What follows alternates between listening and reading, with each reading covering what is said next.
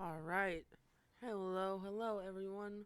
We are back, and today we are going to be finishing Scarlet Hollow, uh, or at least finishing what is out so far. It's like an episode type thing, and there's only four episodes out right now. No word on episode 5 from what I could see online, so this is going to be the end for now, and I mean the the little visit to Scarlet Hollow is only a week long, so I'm assuming there's 7 episodes, potentially. But yeah, so episode 4, the last one that we have. The content warnings on this one are wild, wild. All right, we have prepare yourself.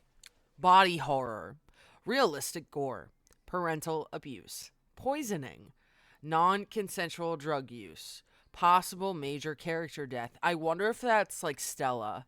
Unreality, manipulation, loss of control, loss of self, parental death, car accidents, being held against one's will, guns, murder, matricide, which I think is like mother murdering, depression, amputation, child amputation, auditory gore, stalking, implied sex, mutilation, possibly unwanted advances, decapitation, dismemberment, PTSD, gaslighting, animals in peril, burning alive, mental illness, needles, memory loss, and prepare yourselves, cannibalism.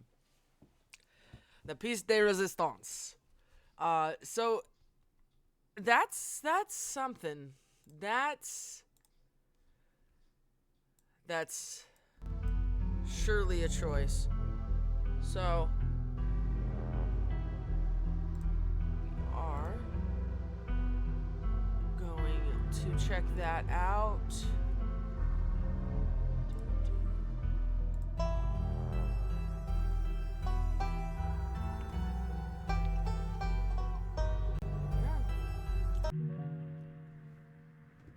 We have saved. No.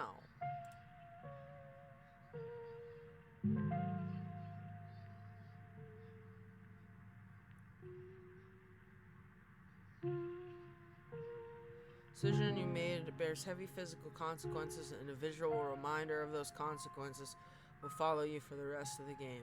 You can reduce the intensity of this visual reminder or remove it entirely at any point in the preferences. I wonder what that... See the recap. Yeah. We need the recap. A full recap. Here we go. The long-lost cousin, the bad news, the 26 hours of car rides with countless late-night stops and CD depots that would have felt unsafe even in the middle of the day. You wouldn't normally find yourself traveling like this, but your cousin bought the tickets. The funeral of Pearl Ann Scarlet, your cousin's mother and your aunt, seemed like something you shouldn't ignore, even considering your own late mother's rocky relationship with this side of the family. Welcome to our family's humble estate. Unfortunately, due to the current state of the house, only a few rooms will be safely accessible during your stay. I really don't like Tabitha. She's the worst. I wouldn't go wandering anywhere unless else if you value your limbs, the floors have been known to give out. Oh, I just realized the camera's not... Sorry.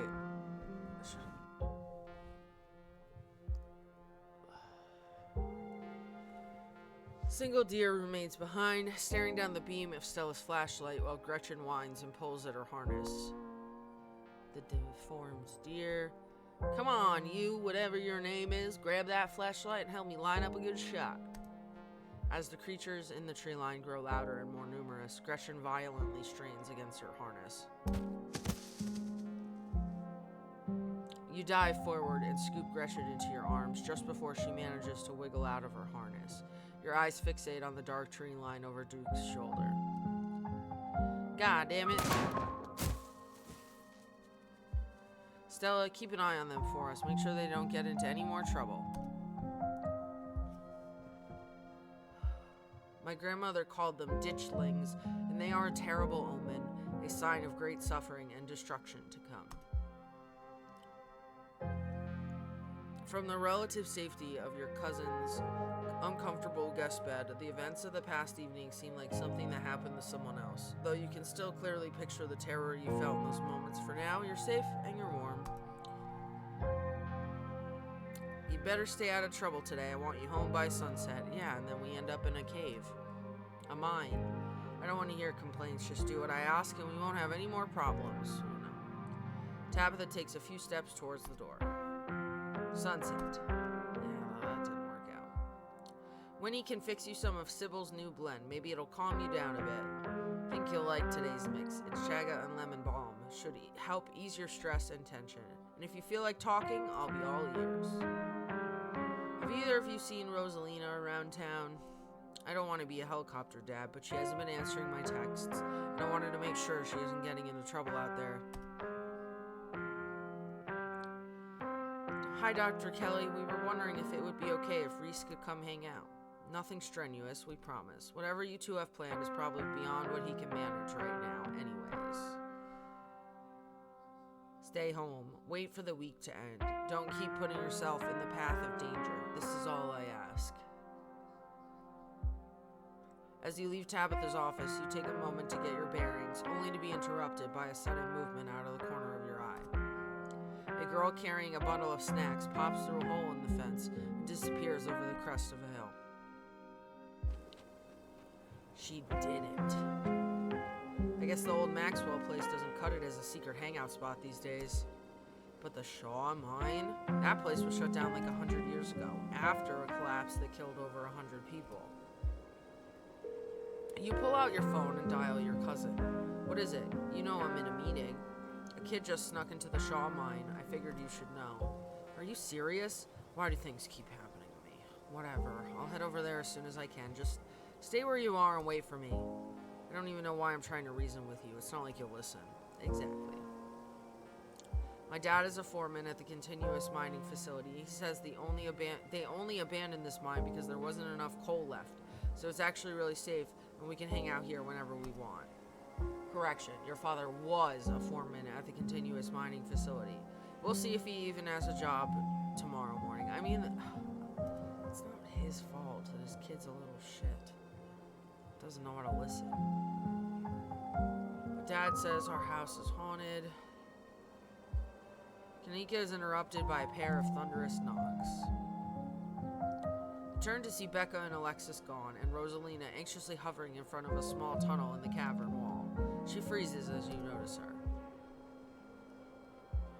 Something in the darkness before you that's much louder, though you don't hear it, but you can feel it in your chest like the deep growl of a predator. What do you think you're doing? Get away from there. Your cousin dives towards you, but not before the light from your phone illuminates the chamber. Steffi, are you alright?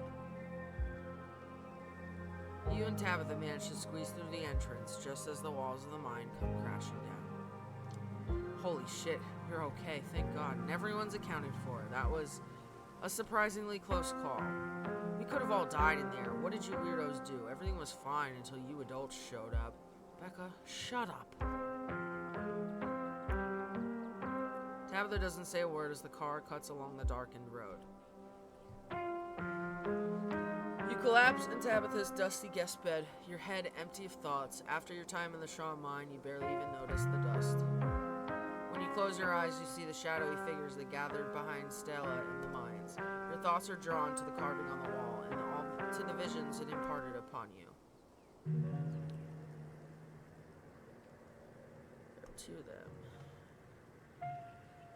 As you leave, Janie approaches from the far side. Tabitha remains between the two of you, impatiently tapping her foot. Before you go, I heard about what happened. I heard about it before Miss Tabitha mentioned it just now, and then I heard it again.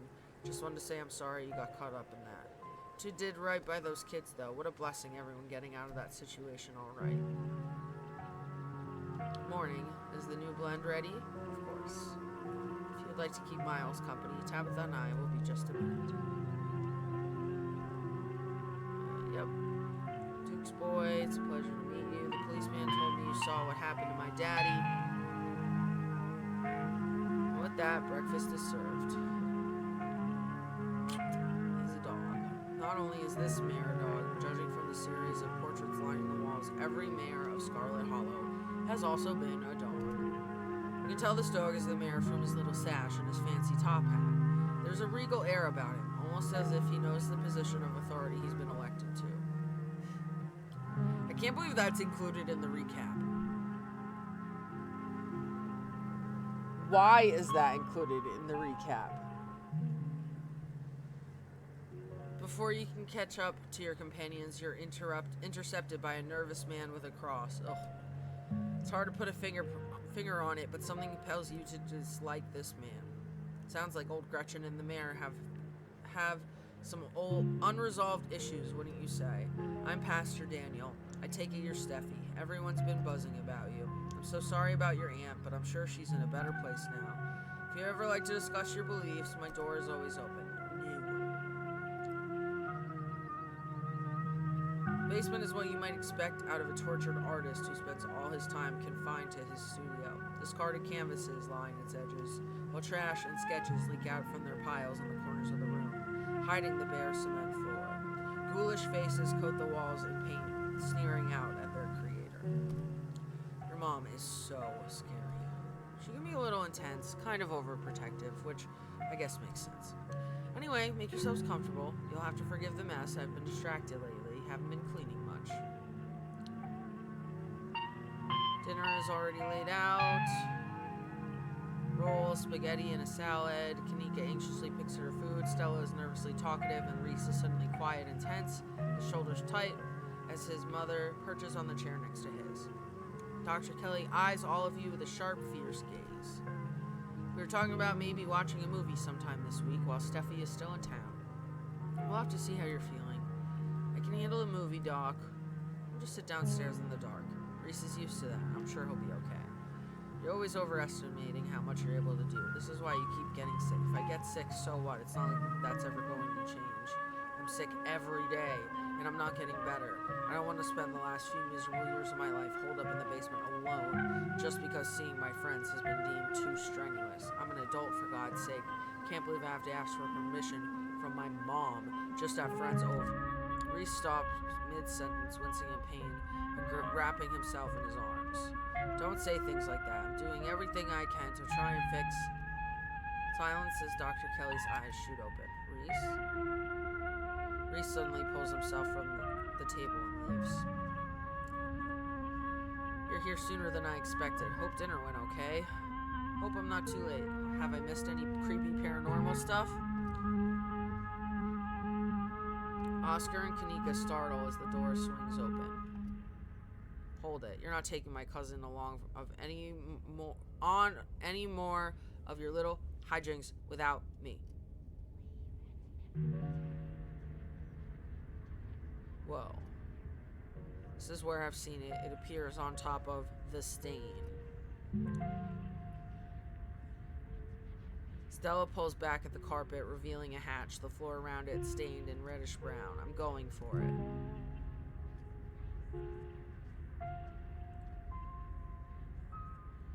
Wait, do you hear music? Movement stirs as a figure cloaked in shadows rises to attention. There you are. I would have found you sooner, but the resident clearly doesn't want me here. Doesn't seem to have the same issue with these miserable little parasites. Bottom feeders always manage to slip through the cracks, don't they? The sins of the father are to be laid upon the children. One of you must forfeit. It doesn't matter which.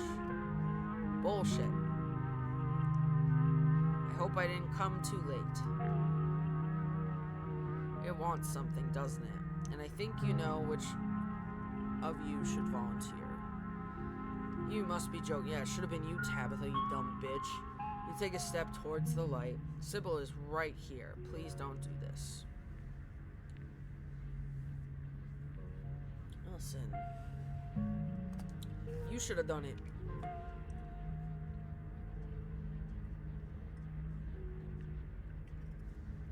Stella didn't want to talk.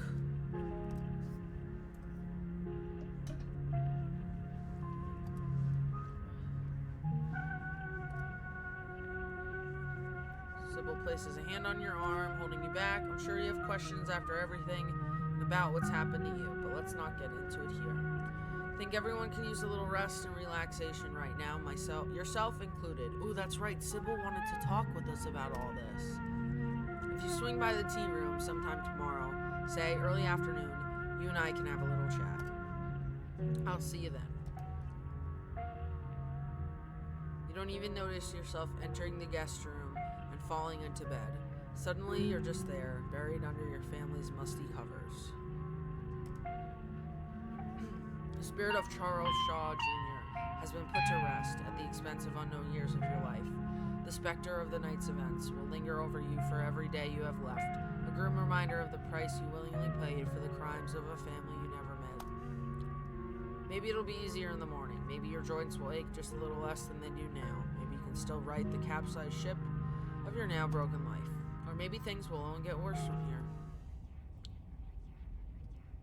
Time to wake up. You open your eyes. It's a new day. And you feel like shit.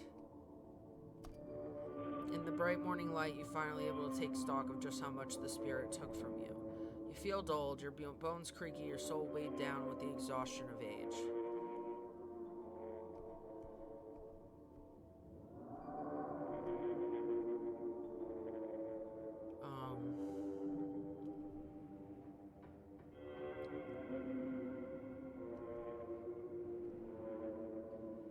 This was worth it. Maybe this was worth it. Who knows what could have happened had you left it behind to fester. Who knows what will happen to you now that you've lost part of yourself. But your thoughts are interrupted by the buzz of your phone. Just wanted to check in, hope you're doing okay. Also wanted to ask if you've heard from Stella. No. There's nothing from Stella. Call Stella, text Stella.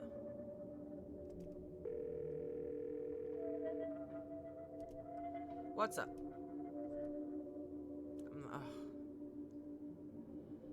I hate when people do that.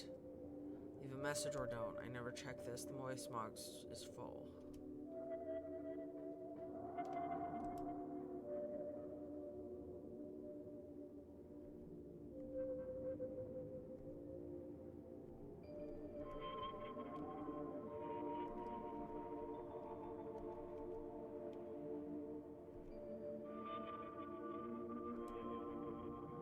Kind of worried after you ran off. Text me. Message sits undelivered. Oh no.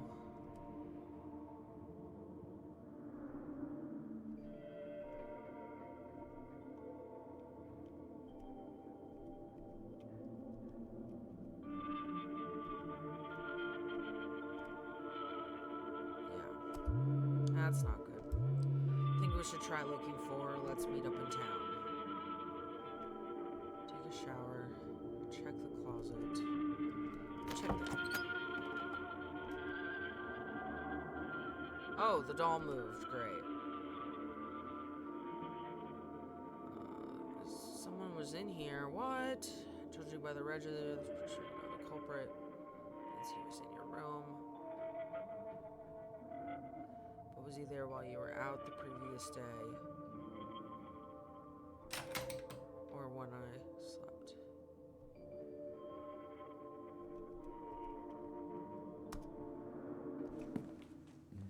Bitch-ass cousin who I hate. If you gave me that gift basket to apologize for... They're striking this week of all weeks, as if I don't have enough on my plate. Your cousin's postures were surprisingly relaxed for everything that's fallen on her plate. She must have something up her sleeve. Does it even matter how the strike plays out? Any resolution would merely treat the symptoms of the disease rotting the heart of Scarlet Hollow.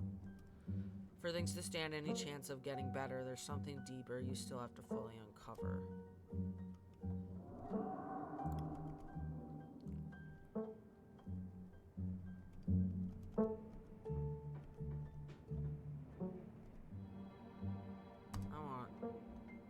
So ghosts are real. I can't get over that. Sorry about last night. Do you regret what happened to me? I don't think making a deal with a ghost would feel so physically bad. I thought I was making a metaphorical trade. It feels good getting rid of something our family left behind like that.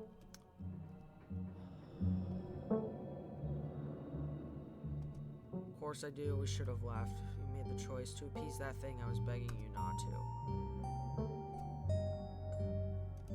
I can. What does that actually change about anything? What the fuck is your problem, Tabitha? You were gonna die young anyway?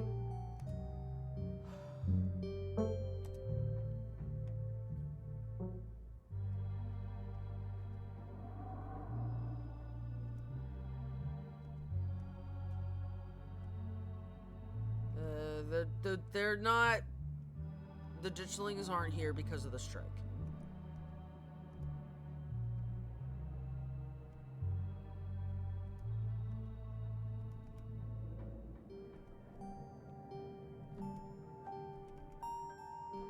Oh my gosh, there's so many options. Holy crap, okay. Strike.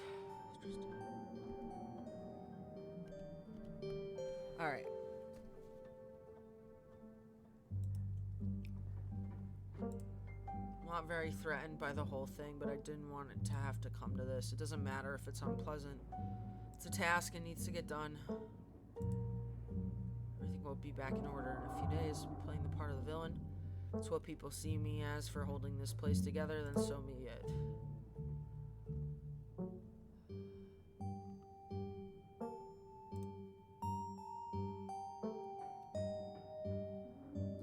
It's a symptom of the rot. Don't worry about this little rabble, they won't last long. Do you know what the strikers even want? I haven't seen a list of demands, I'm sure it's the usual. Promise you that if any of them were in my shoes for a month, they'd be singing a different tune.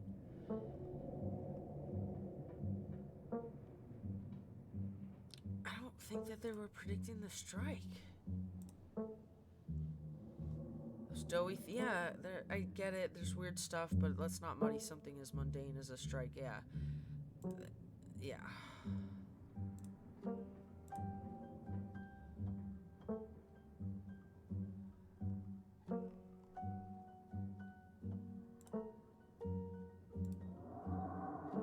Yeah, it is, I mean, I guess they figure... It's fine. Keep things together long enough just to keep everyone happy. Probably should have seen it coming. To say I didn't wasn't ever really a question of if, more of a when. True. Can't even wait until Pearland was in the ground. Okay.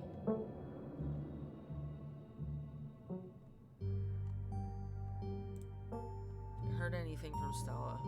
Alright. Perfect. There's an ad. 2 minutes. In 2 minutes, I'm gonna go to the bathroom. No, but that's not exactly newsworthy. I'm sure she's just processing what happened. We weren't the only ones who were traumatized. Should just sell it. Oh, she didn't like that. I'm not giving up. This is the Scarlet Mine. I'm not just going to cash out on our family's legacy.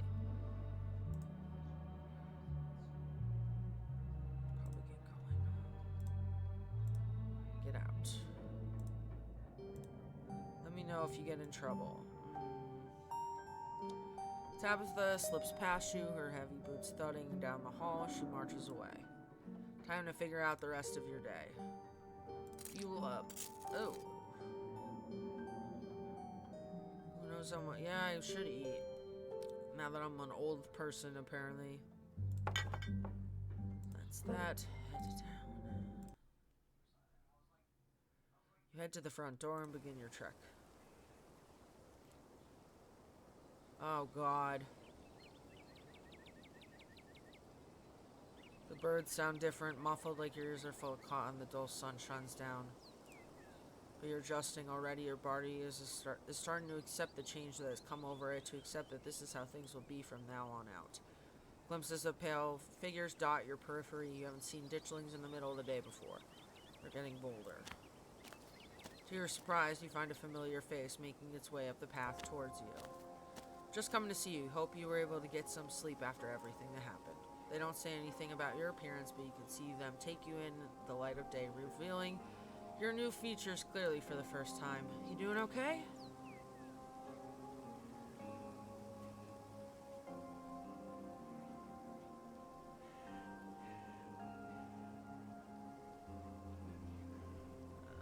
Spirit, yeah. Taking a piece of me, but that's all. Very badass. What doesn't kill you makes you stronger.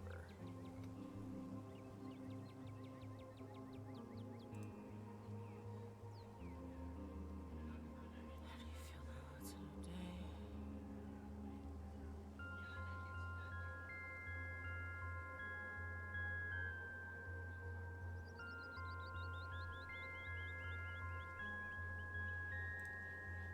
Yeah. Have you heard from Stella? Like, I don't text much, and I haven't checked with Winnie to see if she came in. You haven't heard from her, that doesn't sound great. Seeing her like that last night was awful. How do you feel now? Session is a certain thing, yeah.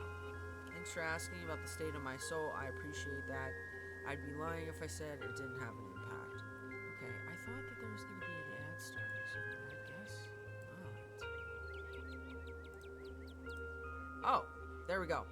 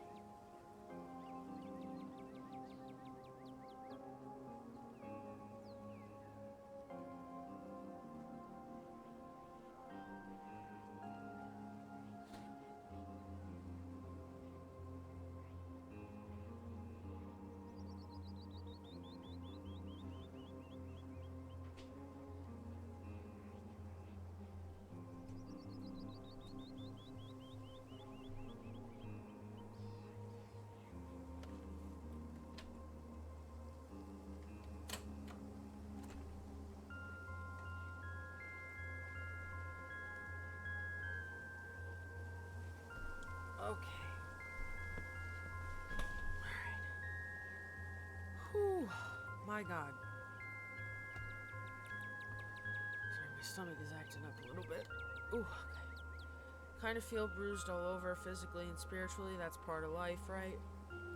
Nobody makes it to the end completely unscathed. Kind of thrilled that my new emotional baggage comes from a ghost instead of some boring normal trauma. There's ditchlings everywhere, even in the day. What are we gonna do?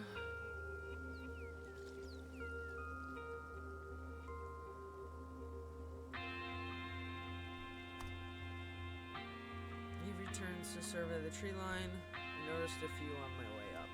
They're kind of funny now that I'm getting a good look at them with their scrunched up little Shar-Pei faces. Should I be worried about these things? I know they're a bad omen or something, but like, are they dangerous? They're not going to eat me if I take a wrong turn, right? Only need fear what they foretell. So what are they foretelling? As long as being eaten alive isn't on the table. Unless they're foretelling a zombie invasion or something with werewolves, in which case I guess I'm still stuck with being eaten alive. What are you doing?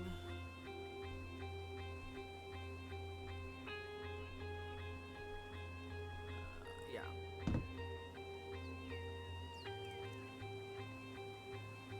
Wanna come look for Stella?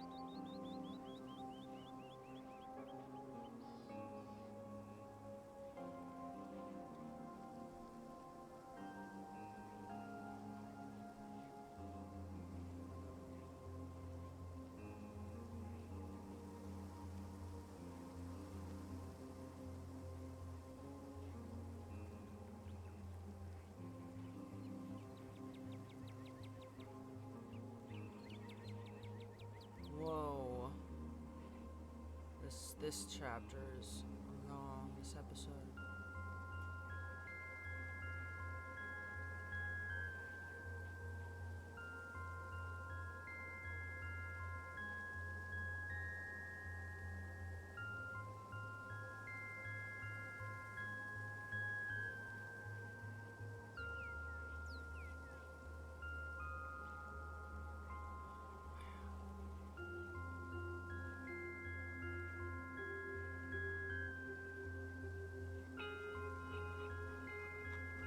Okay.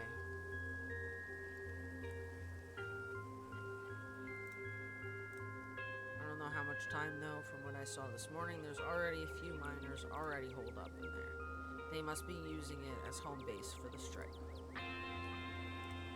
now I'm worried I'm not going to be able to finish this chapter.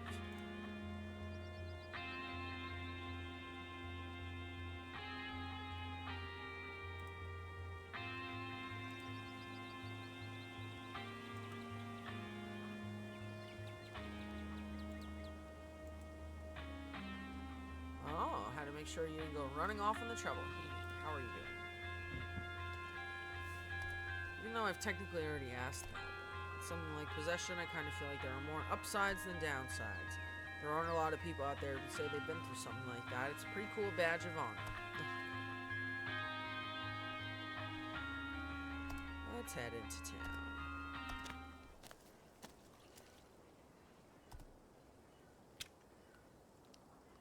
Oh, there's Kanika. It isn't long until you once again find yourself on the main street of Scarlet Hollow. You made it, and you picked up Avery along the way. Hope you're both doing okay, like, emotionally. I'm not too bad. Better after seeing Steffi. That's good. I feel like I got crushed by a steamroller or something. Joints all out of whack, totally exhausted, and super foggy. Mom has been insisting I caught a cold, and I wasn't buying it, but as of this morning, I've come around. Definitely something beyond exhaustion, even considering the ridiculously stressful week we've all had. I'm not gonna let that stop me from looking for Stella. I think it would be a rational explanation. Is someone... Who cares about the store?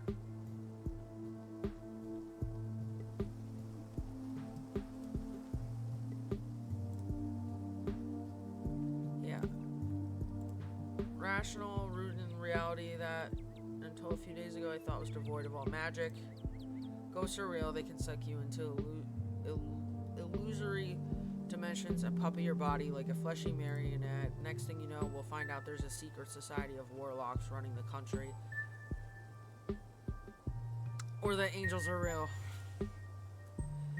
kind of thrilling, isn't it? Anything could be possible. Who knows what the new day holds for all of us. It could be a little more thrilling if it weren't terrifying.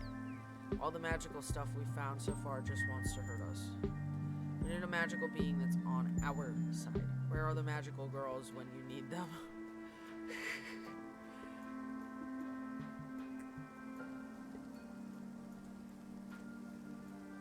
You hadn't noticed it before, but for a split second, you feel something powerful flare up in Kanika's heart, and then it flickers out.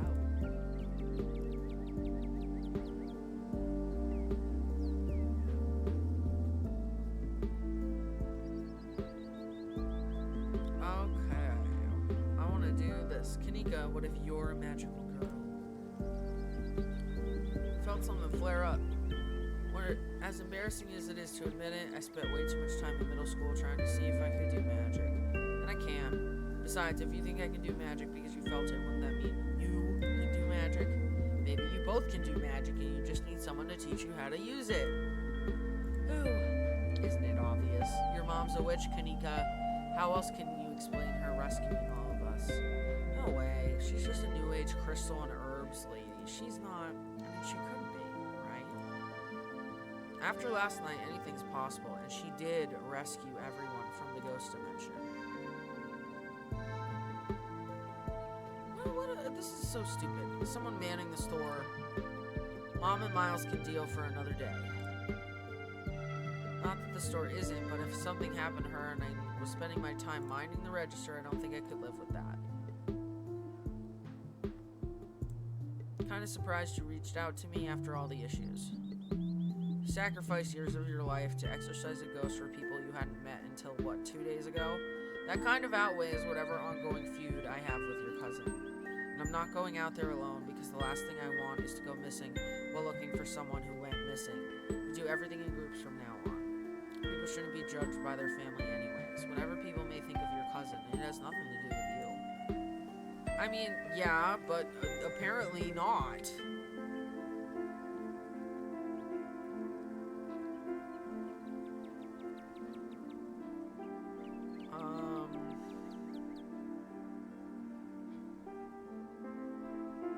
Supposed to see her mom. I don't know what she's planning to tell you today that she couldn't tell us all last night, true. Maybe she's going to read your fortune. After last night, I wouldn't doubt that she actually could. Your mom always had a bit of that Glinda vibe going for me. Maybe I should stop making fun of her old new age mystic thing. A lot's happened in the past couple days. Let's get started. I don't want to waste another minute. Where to first? Let's go to Stella's house, the cops, check in on Oscar. Let's check out the diner, the mines, the church. Tell Avery to leave. Supposed to get tea. Yeah, I that's what I was supposed to do. Probably gonna give you some rocks and bundles of herbs. Might actually work. Yeah, this.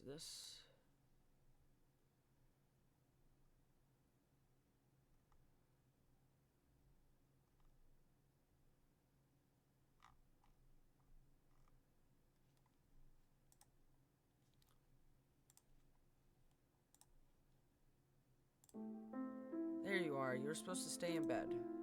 Hello. Hope you've both recovered from last night's fiasco. Sorry, Mom, it's just that Stella's missing. Stella can take care of herself. Unlike you, you need bed rest and lots of fluids. You don't need to go running around town, spreading the cold of yours. Go on, get up to bed. Thought you had some kind of important thing to talk to Steffi about. I'm really feeling okay. I want to hear what you wanted to say to them. I'll just be doing a tea reading. Haven't those always bored you to tears? You're right. I'm not feeling well. I should really lie down. Kanika turns and heads towards the stairs without saying another word. Good thing Kanika has her mom looking out for her. She seemed so tired today, and you'll probably be able to find Stella without her. Isn't right, isn't? Something's going on here, but it's hard to put into words or pin it down into thoughts. I'm sorry to be a bad host, but I was hoping you'd do the reading in private. I'm sure Winnie needs help at the diner. Left her on her own today. Fine by me. I wouldn't want to mess with your tea vibes. I'm sure those leaves are very particular. I did want to ask, are you a witch? As flattered as I am that you think I'm that magical, I'm just an old lady who likes tea and has a few unusual hobbies. I'm just saying, doing stuff like reading tea leaves is pretty witchy as far as I'm concerned, but I won't push it. Though, just so you know, if you are a witch, you can totally tell us. We'd be cool about it. I'll leave you all to your not supernatural private tea leaf reading. We'll catch up tomorrow. Make your way out of the general store. Shall we? Follow Sybil.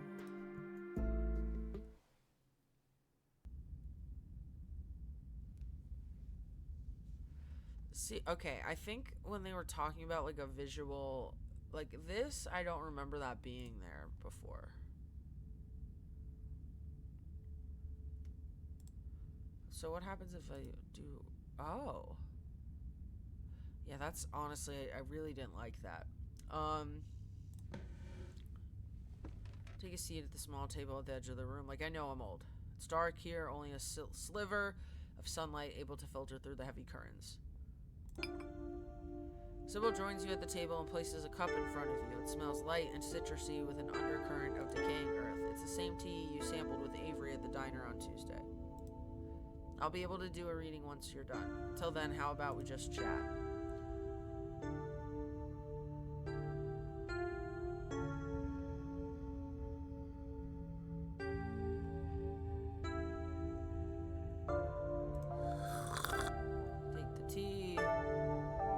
Citrus smell is fleeting, quickly replaced with the earthiness. Something soothing and medicinal, feeling more comfortable.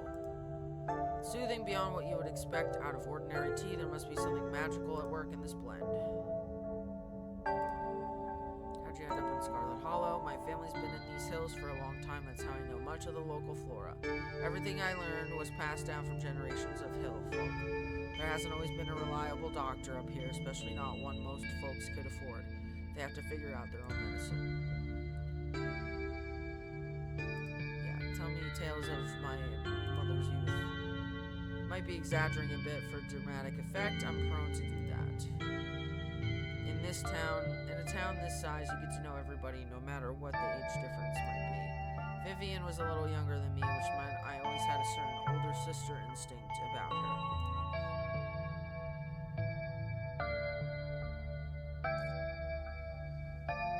Okay.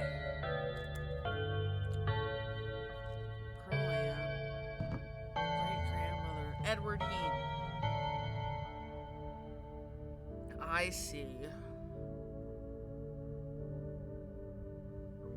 Pearl Ann was a lot like Edwardine. She was not a very kind woman, and we know Edwardine killed Charlie Shaw. Similar to Tabitha, but with more social grace and considerably more hatred for her fellow man. But your mother wasn't a shrinking violet either. She was just as stubborn as any other Scarlet, so her family choosing her as their punching bag made her into quite the rebel.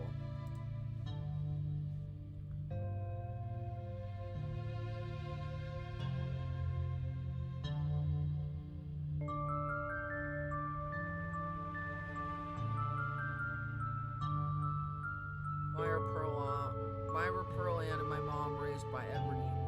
What happened to their mother? Their entry into this world was violent. Their mother was young, too young to be pregnant, especially with twins. She didn't survive. What do you know about my grandma?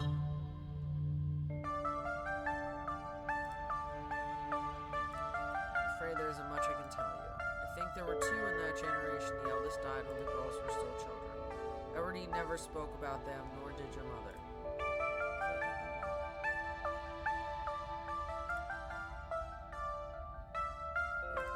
Suppose they just haven't been very noteworthy since Edwardine took over the mines. Her husband died a long time ago, and to be quite honest, I can't even recall his name. Oh, I know his name. Stewart or something.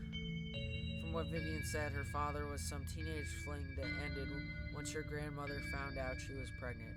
Bro.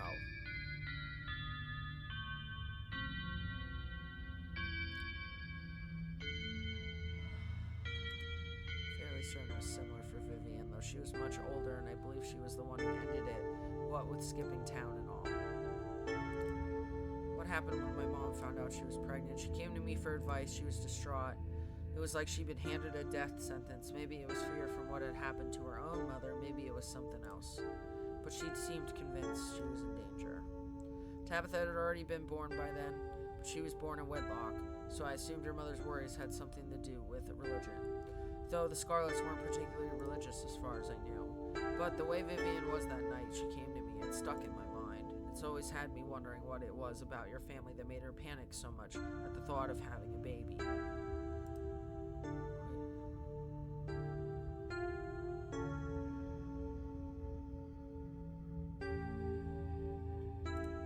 Yeah, what's with all the mystery?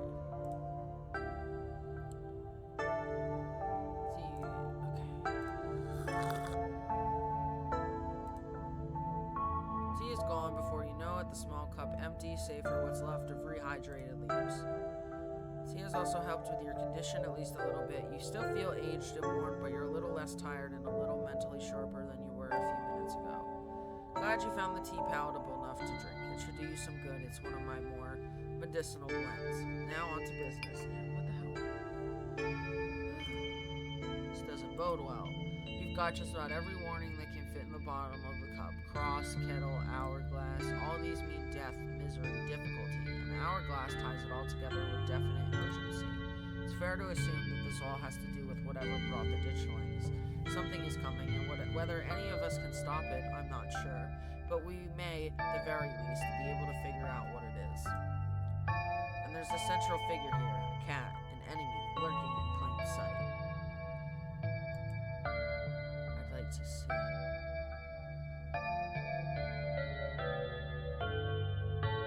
Cat could be Stella, Kanika, Oscar, Dr. Kelly. Cat. I think the cat is Tabitha.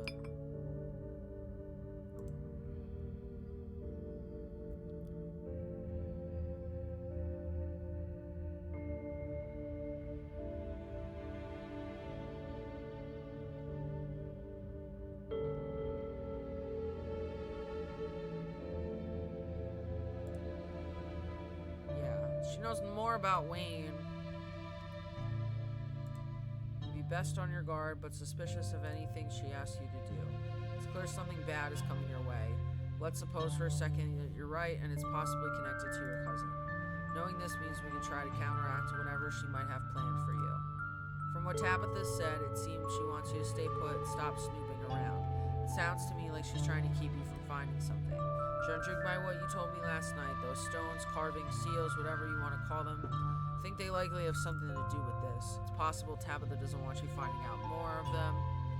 Maybe she doesn't want you to see any more visions about what your family has done. I don't know if it's just about protecting the Scarlet legacy, or if there's something even more sinister at play, but finding more of them would be vital to protecting yourself from her. Have you sensed any others around town? Do you think you might be able to find another? Yes. The door at the clinic. Excuse me.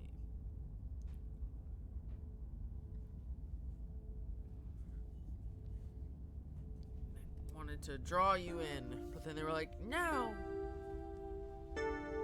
Even just remembering is enough to tug at you, compelling you to return and open it to see what's on the other side. You can find Stella later. Maybe you can even find her there. What's important now is finally seeing what's hidden in the clinic. I think I felt another in the clinic. Bad stuff. I shouldn't seek more of them. Leave me alone. Another in the clinic. Oh, I just noticed this. I was like, why does it feel so dark around my desk? Because the light was not on. That would do it.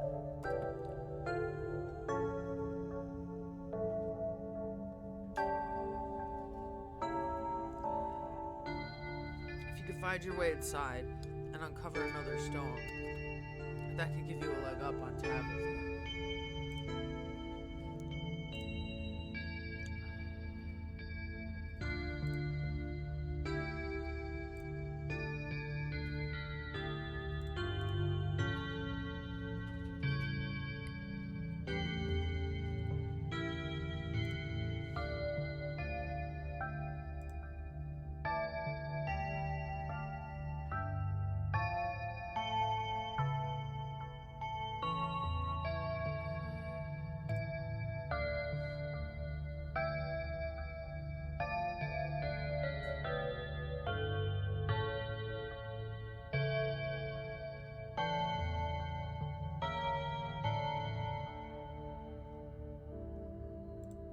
Oh.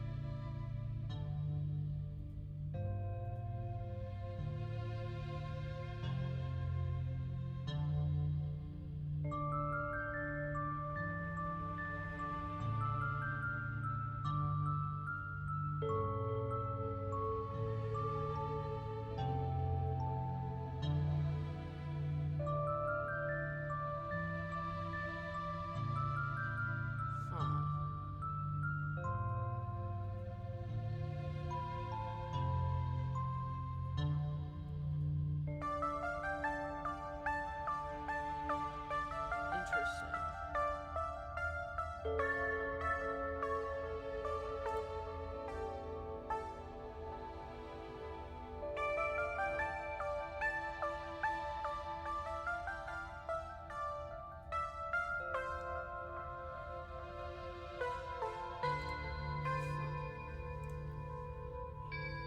Doctor, something tells me she went to There's a hill you'll take nearly all the way to the second story, and she never locks any of the doors up there, just in case that's helpful. It's all the help I can offer. I hope this conversation has been illuminating, even if it just brought up more questions than giving any clear answers.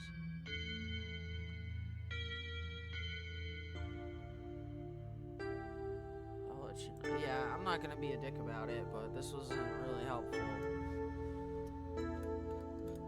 Like, oh, I'm in danger. The whole game, everyone's been in danger.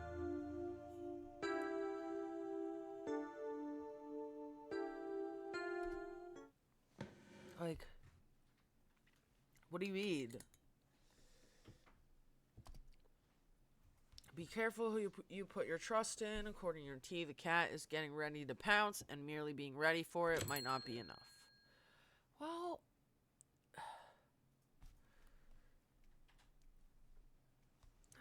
the closes the door. The bell of its door strangely flat in the stale air. Okay.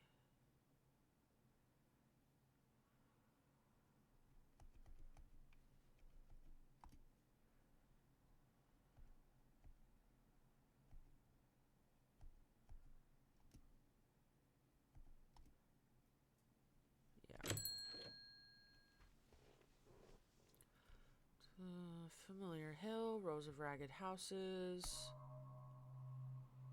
wasn't long before you find yourself outside Dr. Kelly's clinic, its secrets enticing you to find a way in.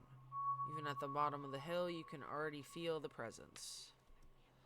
It's like a magnet has been fixed to your ribcage, gently tugging you forward, guiding you towards whatever emits this compulsive frequency.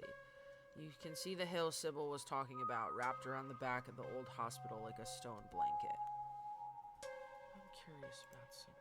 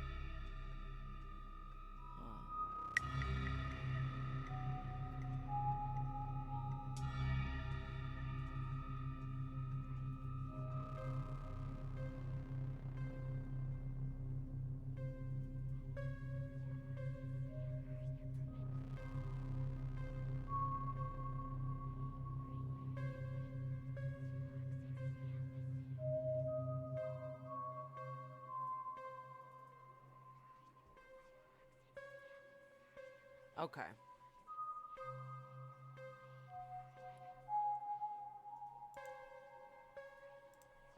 As soon as you finish your thoughts about jumping onto a terrace, a dull throb sets in your knees.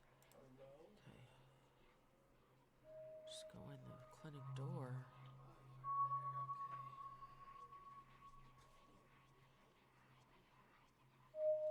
Huh?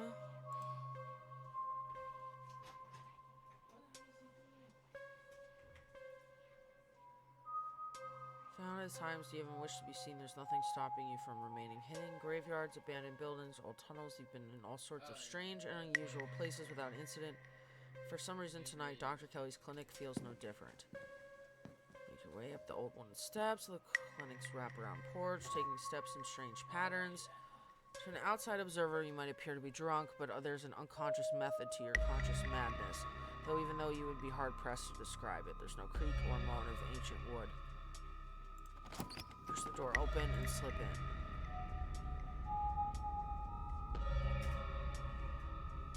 You can see the doc at a desk in some room down the hall. She hasn't noticed you.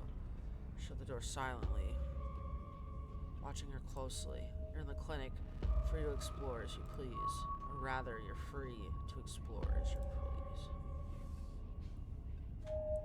You feel the odd sensation again, the nagging pull of whatever it was that wanted you to find it.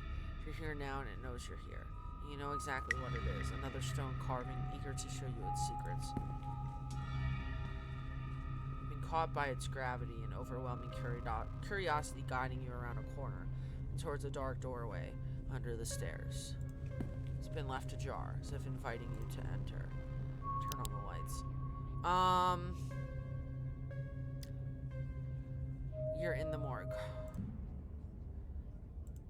He squints, unsure whether you're the same person you met yesterday. What are you doing in the morgue?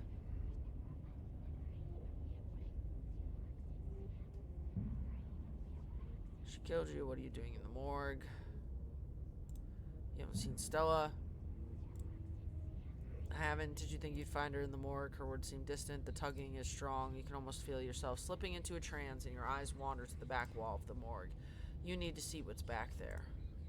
Follow the pull.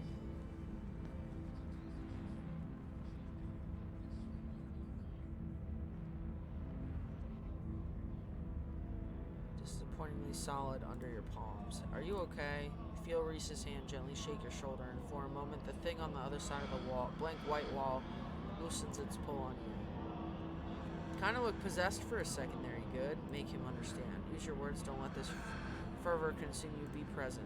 You inhale deeply and take in your surroundings. You can't help but notice that one of the body's storage drawers is labeled Pearl and Scarlet.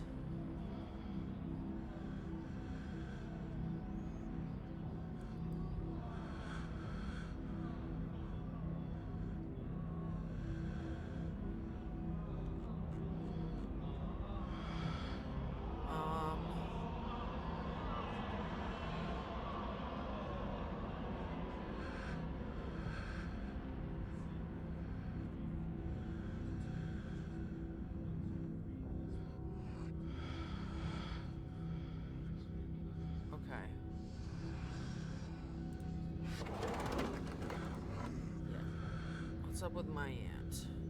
Cold bareness of the Scarlet Mines. This is not the first corpse, but it feels the same. She's an empty body now. Cold air rises. Try to imagine what she may have looked like alive and breathing.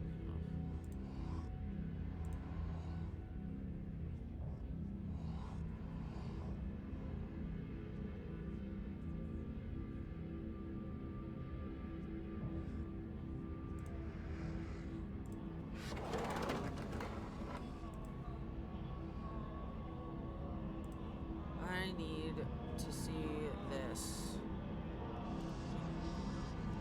If you're really serious, it's probably a bad idea, but if you really need to get in there, I'm pretty sure there's an emergency axe somewhere upstairs. I just need to get the doc out of our hair. I say I'm sick and need something, she'll drop whatever she's doing and do it for me. Surefire way to get her out of the house. Most of the time, it's true anyway.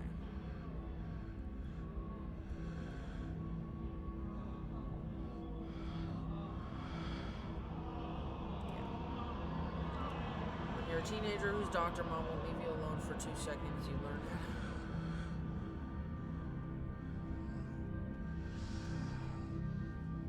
Thanks for understanding.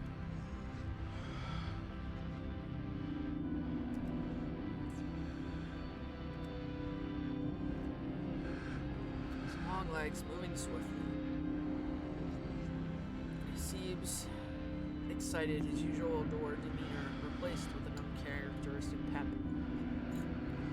When faced with the prospect of sneaking around and tearing down walls, he heard a soft voice filtering in through the open doorway at the top of the stairs, a hoarse and sickly edge added for effect as he speaks to his mother. Hey, Mom. He coughs gently. I didn't know you were awake. I still feel like shit, but I think I could finally try to keep some juice down. Looks like we're all out, though. Just pick some up. Got an errand to run on Main Street anyway. I'll go pick up some orange juice. And some ginger ale, too. That would be awesome. Sorry to ask. I know you're probably busy. It's no problem. It doesn't take long. Don't do anything too strenuous while I'm gone. Just lie in bed and, like, breaking down walls with an axe. Take it easy. You hear her footsteps move down the hall, then the front door opening and closing. It worked. The theatrical rasp has left his voice. Excitement rising in its place. Come on up. We don't have long until she's back. As you step out of the morgue, you relax. The extra space between you and the carving has weakened its hold on you, and with it, your desperation to claw your way through the wall. Just go through the door. It's one of those emergency fire axes, so it'd be pretty obvious wherever it is, though I'm not sure where she would be keeping it. I'll show you around. Let's try the doc's office first. I hate how long his nails are. You make your way out of the doorway of her now vacant office. I don't see an axe here. Cursory glance reveals nothing but papers and cabinets. Something on the desk catches your eye, some sort of records with your family's name on them. Read the files. I'm a nosy bitch. Watching you leaf through, find something interesting. They're your family's death certificates. Ooh. Brilliant. Sleep apnea.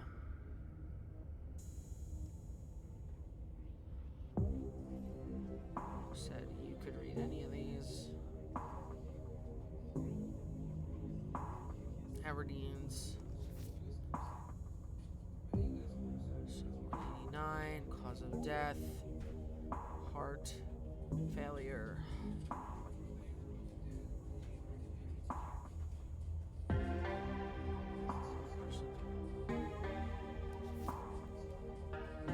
'87, 1957, fall from a cliff. That's odd. Organs sustain impact injuries, lacerations to the neck and body consistent with fall from great height. Autopsy report, luxation, explore others. Quickly flip through, whose names aren't quite familiar. Theodore Scarlet, died 28, cause of death, crushed in mind collapse. Oh, he died. Wait.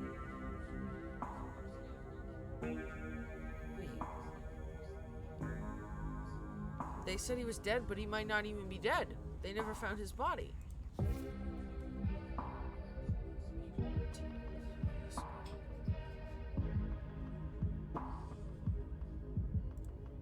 Both killed in Normandy. Everything's brothers.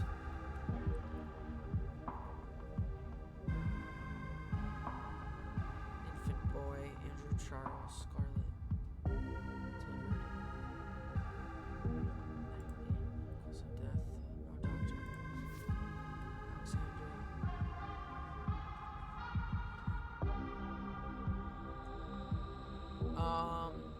Edwardine, what's going on with your kids, babe?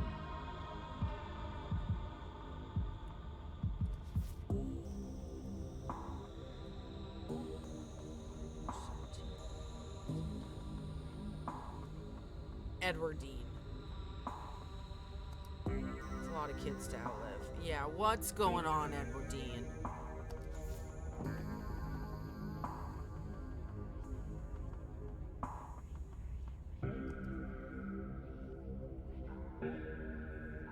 Shit.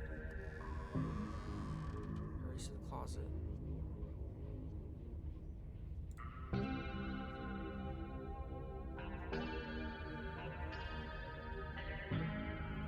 Shit. Well, we're fucked.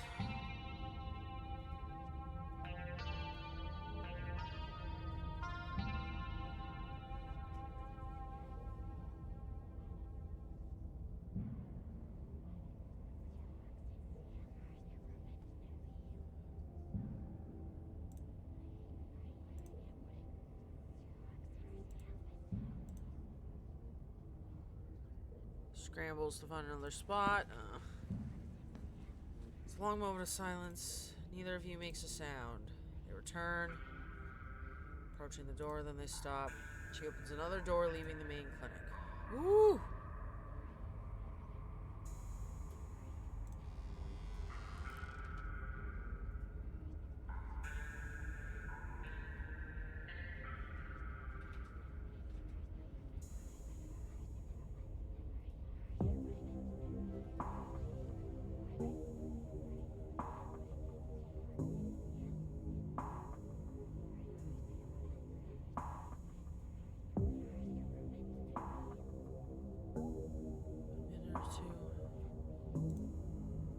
Any other room in the clinic has the fire axe. It's probably a room full of chemicals this way. Motions you down a hallway, slightly ajar. Okay. Ah! Keys. Here we go. Gets the axe. Splash of brown. Fairy berries. Okay, this was used to cut down some sort of plant. Now we can re-stops mid-sentence. So he notices you staring at the plant. She make her own medicine?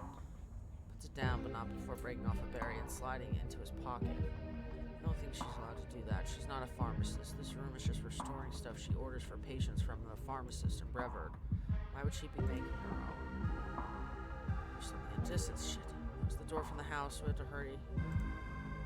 Run interference. Go downstairs quick. Follow Reese's instructions. Staring down the basement stairs, letting the pull of the stone carving guide you back to the morgue. Okay.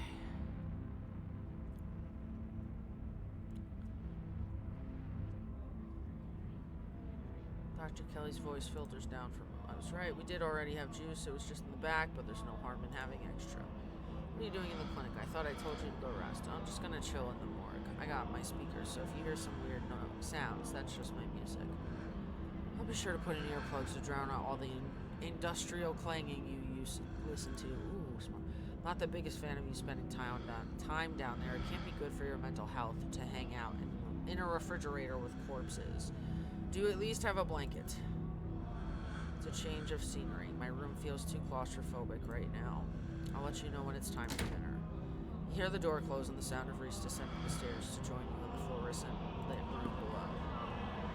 Ooh, the creepy sounds are getting creepier. Intensifying.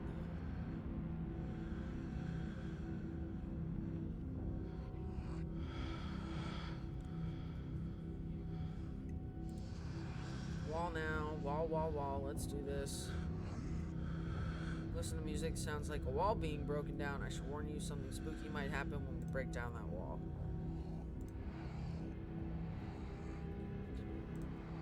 Good. I feel like I've been missing out lately.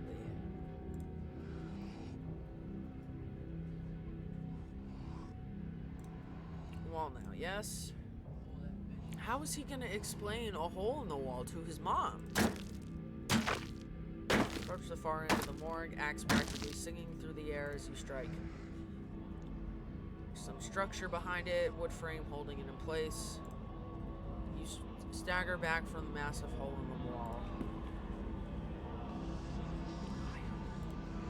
Splintered edge frames a dark passage cut deep into the side of the cliff, cold seeping from a forgotten place to the already frigid morgue. Coughs as he takes a better look at what lies beyond.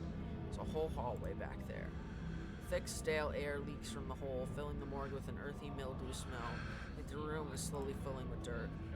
And with the stink of the grave-like room beyond comes an even stronger compulsion. You step forward. And you climb into the hole. This is wild.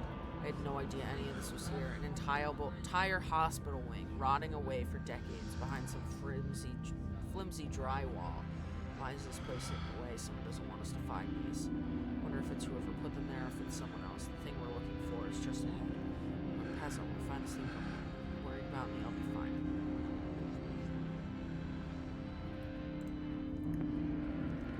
probably going to pass out when we find this thing. Don't worry. Thanks for the heads up. Yeah.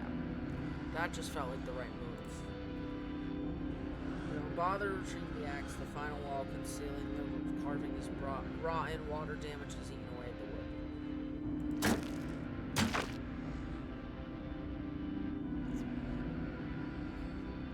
Okay.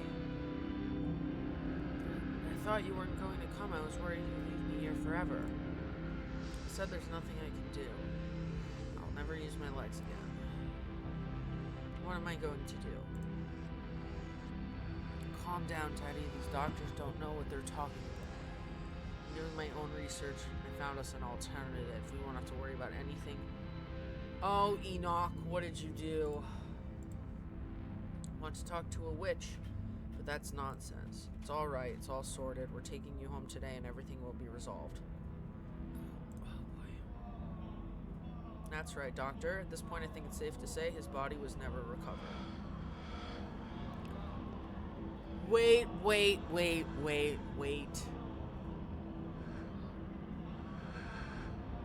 Hold on. I'm really sorry. I need to use the bathroom, and then we'll get into this. What the fuck, bro?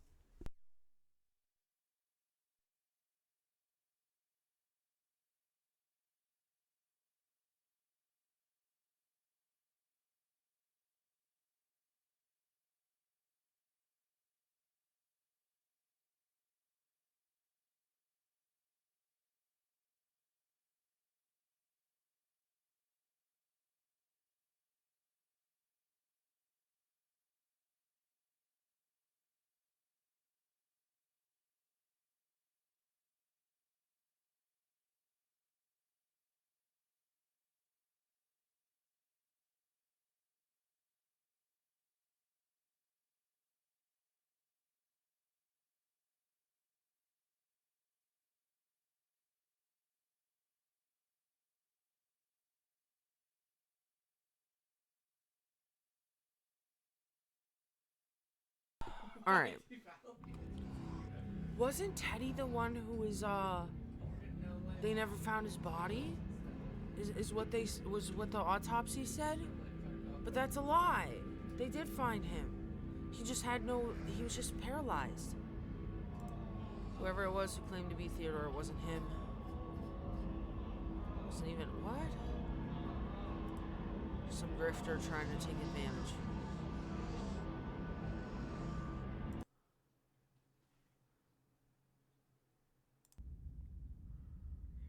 Vision swims back in the focus, and it takes a solid second or two to reorient yourself.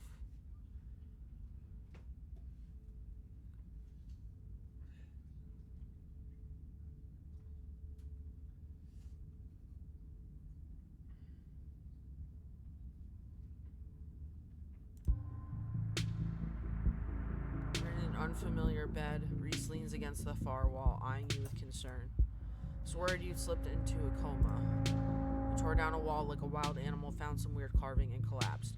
I think you might have had some kind of seizure. I know you warned me this might happen, but are you okay? The mountain didn't collapse on us, no ghosts. How did I get here? Does Dr. Kelly know I'm here? I had a vision.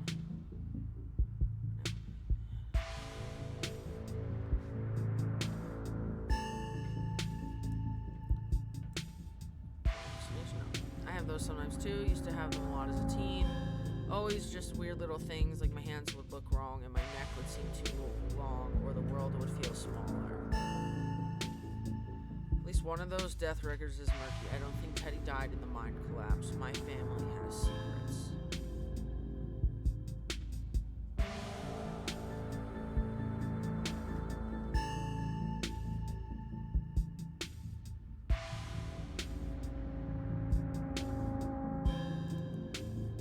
Carvings are I'm not, I mean, we don't have all the episodes. This would drive me crazy.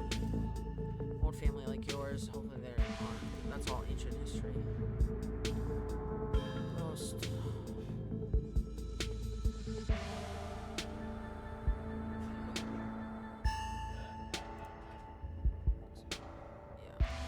Nothing.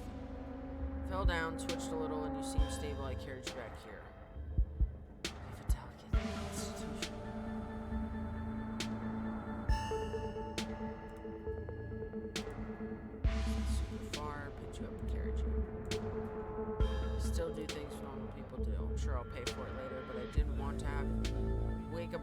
dusty hallway, or... Yeah, does she know I'm here? Snuck you back in the house while she was pretty easy. What now? Stuck down here. The doc is on a warpath.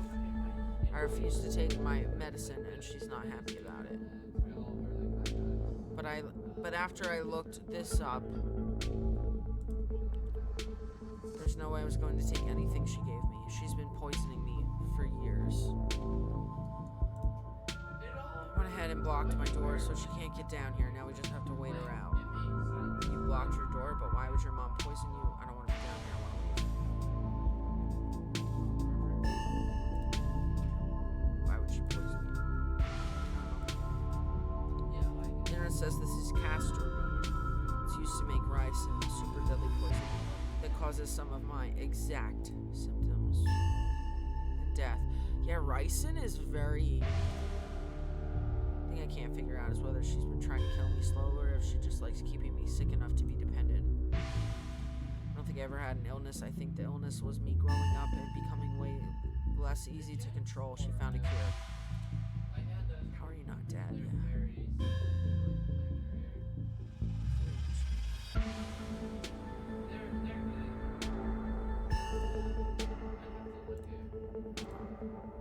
Yeah, you shouldn't be alive. I feel more and more alive by the minute is enough proof that she was keeping me sick. I don't even need solid evidence. Let's get out of this basement and get out of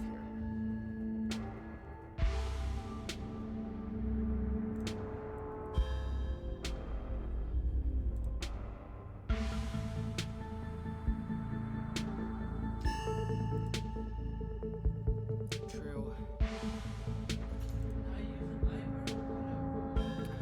Snapped could turn out even worse. Hesitate to have me admitted. She could keep control. Need to get you out of here. Who knows what she'll do when she finds out what you know? The only person I know who has a car is Kanika, and she's not answering her phone. I don't know anyone else. I don't have any other family to go to. I never even finished high school. When I get out of this house, I don't know how I can make sure I don't wind up right back down here.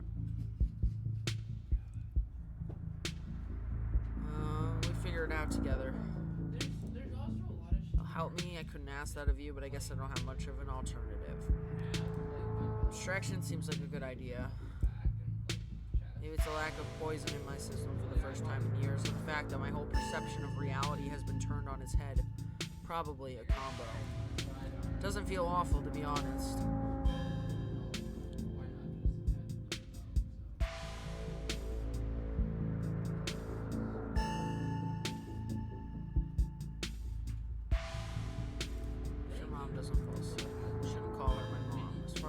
She's forfeited that title.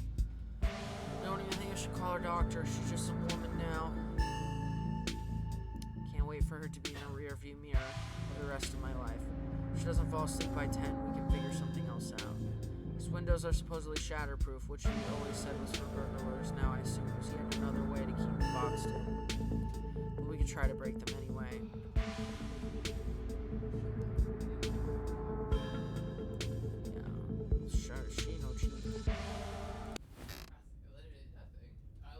Set up. Let me know if it gets to be too much. Sort of things I watch. Don't want you feeling slow burn, but the dread is managing to build. Is palpable.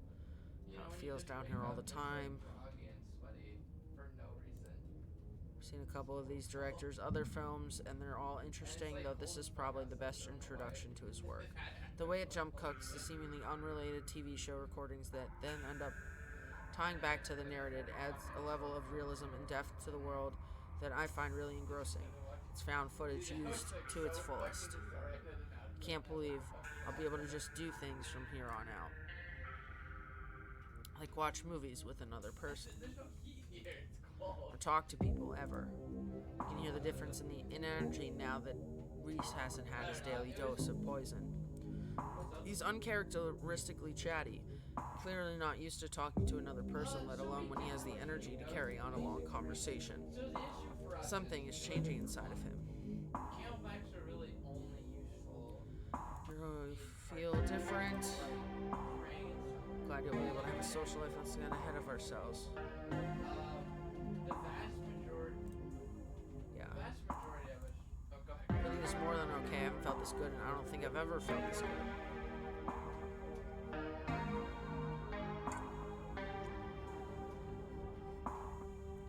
The man on the screen yells portions of doom into the camera, trailing off into a wordless scream. Applause really heating up. I love that there are all these distinct sorts of vignettes, little pockets of horror that affect a small number of people, and only once you start to see how they fit together can you realize some fundamental horror about the universe. They just generally. And then it sees you back. Incredible. Cosmic horror in the truest sense. Reese is becoming very animated. It's probably safe to assume he's dealing with a lot of extra adrenaline right now, what with his entire reality turning out to be a lie. But he's also talking over the movie. It's more than just something that's changing in Reese. It's everything. Different mindset of like There's a knock on the window. Oh god. drop off gear, like back behind wherever our objective is, which doesn't. Don't get any closer. It's time to go home. Wayne, what are you doing here? I know that voice. Me and most other people, Is that who's been following you? we just run. Wayne starts pounding on the supposedly shatterproof window. Enemies upstairs, enemies outside. We're surrounded. Even if I get out of this house, I won't be safe. You won't be safe. Whoa.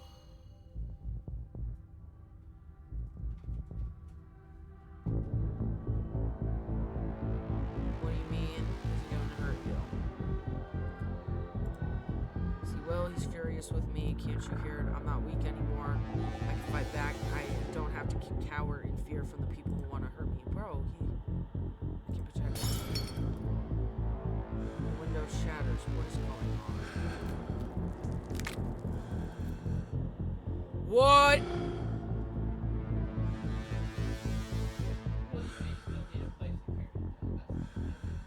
Maybe that's why his mom was poisoning him, because he's actually a monster. She had to do it to keep him from.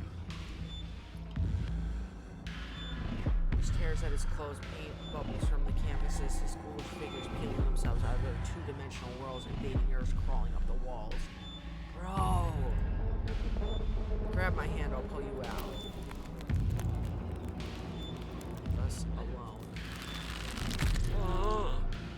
The surge of violence to change this brewing inside Reese finally comes as it manifests. The broken basement window is sealed off, and Wayne along with it.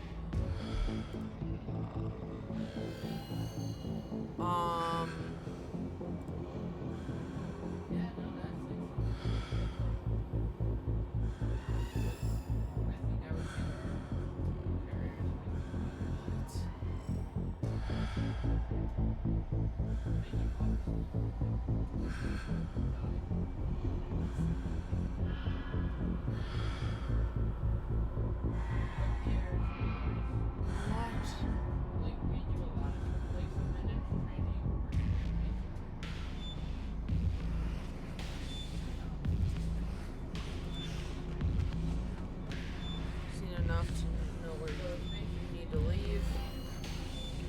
Door is blocked. It's blocked by something else.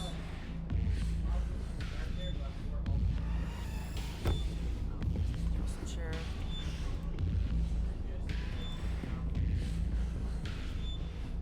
What the fuck, bro? It's okay. You can take care of this, and she won't be able to hurt anyone anymore. Storms up the stairs. Call Tabitha, try and warn Dr. Kelly. Man, I mean, clearly she was doing it for a reason. Make your way to the door that beckoned you yesterday. All intrigued now, wash away. You know where it leads, and you know what secrets the stone that lurks in the forgotten basement of the clinic had to share with you. Now the clinic holds a new horror. Somewhere beyond the narrow hallway leading from the house proper into the doctor's office, there is a monster preparing to do something unthinkable. Open the door. Duck. Do as she says, she shoots. Gun isn't very loud, there's only a pop. Turn to see a dart embedded in Reese's chest.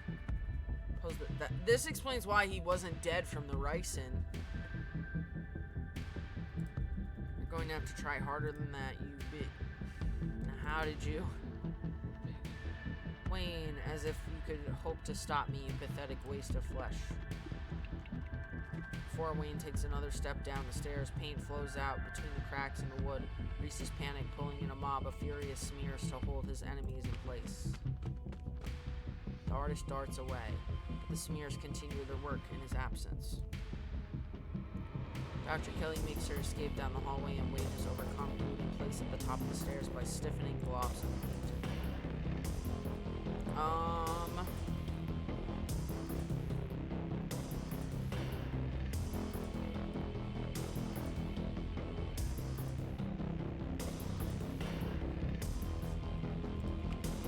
Let's go after Dr. Kelly. Braving the onslaught of smears, dodging them as best as you can. Try to see where Dr. Kelly went. The door in front of you is smothered in paint. Hey, Dr. Kelly's voice crackles out of some unseen speaker. You, Steffi, I'm stuck in the safe room. I can't help you from here, but you can help the both of us. What the hell is your son?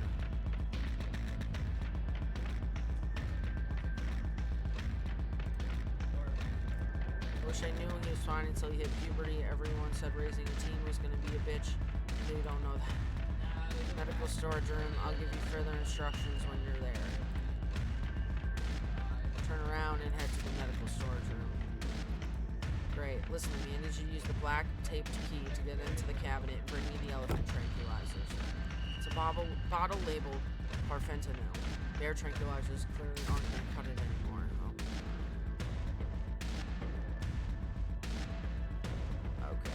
Okay, so you're some kind of demon creature thing.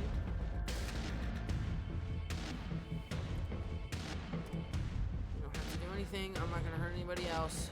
Just her. If I don't, you and I both know she's just going to shoot me full of elephant tranquilizers. Did I hear that right? Shove me back down in that basement, or maybe someplace even worse, and keep killing me every day for the rest of my miserable existence. I mean, but what are you, bro? What the fuck are you? I feel amazing. Better than I ever felt in my life. I'm not dangerous. She's just scared because she knows she has to finally pay for what she's taken from me.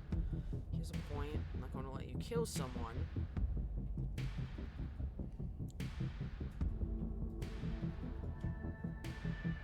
No, Wayne, help. Tied up at the moment. Not anymore. Reese, what the hell did you do to my shoulder? See for the briefest instant something coming out of Wayne's sleeve. What is that? Flash will pale yellow, then it's gone. I'll handle it. Try to get somewhere safe until then. Two stagger off down the hallway. Quick, grab the tranquilizers and head to the safe room. Do as she says. The tranquilizers are easy to find, marked with a small square of black tape.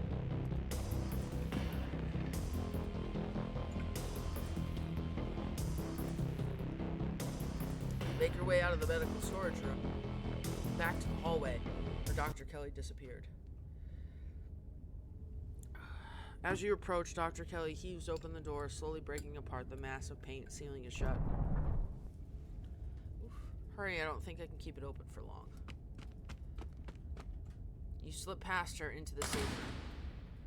She shuts the door quickly, though one of the little smears manages to slip past. She stomps on it.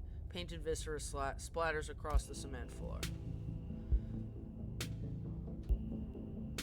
Sounds like Reese and your friend are still fighting. We probably have a few minutes before he gets here. What is this room? Let's talk, Reese. What's the game plan? While we're at it. Any other secrets? Maybe. If we both survive, I might decide to share a few more. If you don't go tattling. What is this room? Talk, Reese. Bet you have some questions. Go ahead. I have nothing left to hide. When did you find out? A little after he hit puberty. He had all the usual changes, then a few extra. Sharp and thickened.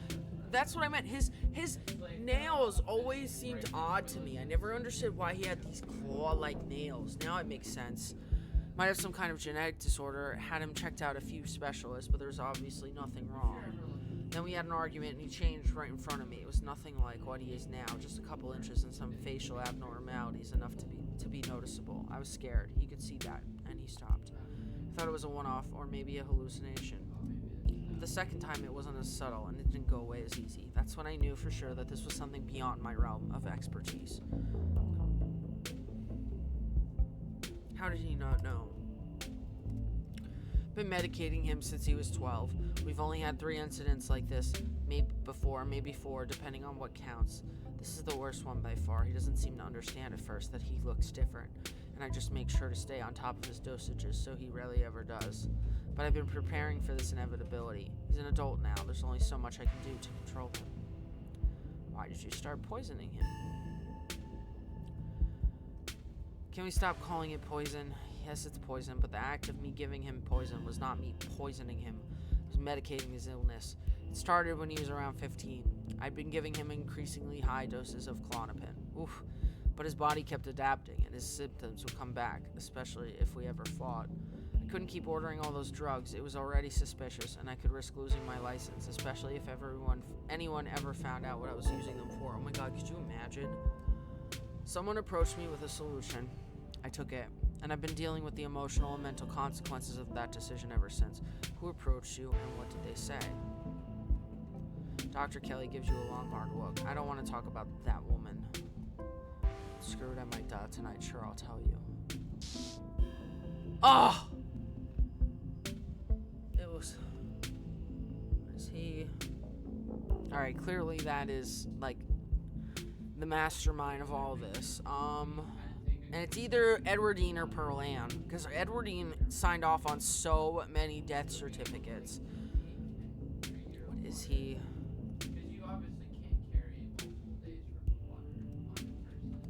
At first I thought he was some kind of werewolf, but if he is, he doesn't follow any kind of full moon rules or anything. Silver doesn't do shit, and you've seen what he looks like. It's just weird. I almost wish I could examine him while he's fully transformed. I'd be fascinated to know what happens to him, or how his body does it, but he seems pretty hell-bent on ripping my throat out, so I guess that'll just have to remain a mystery. Was his dad similar? Strange little smile. I wish I knew. Reese just kind of happened. I'm sorry.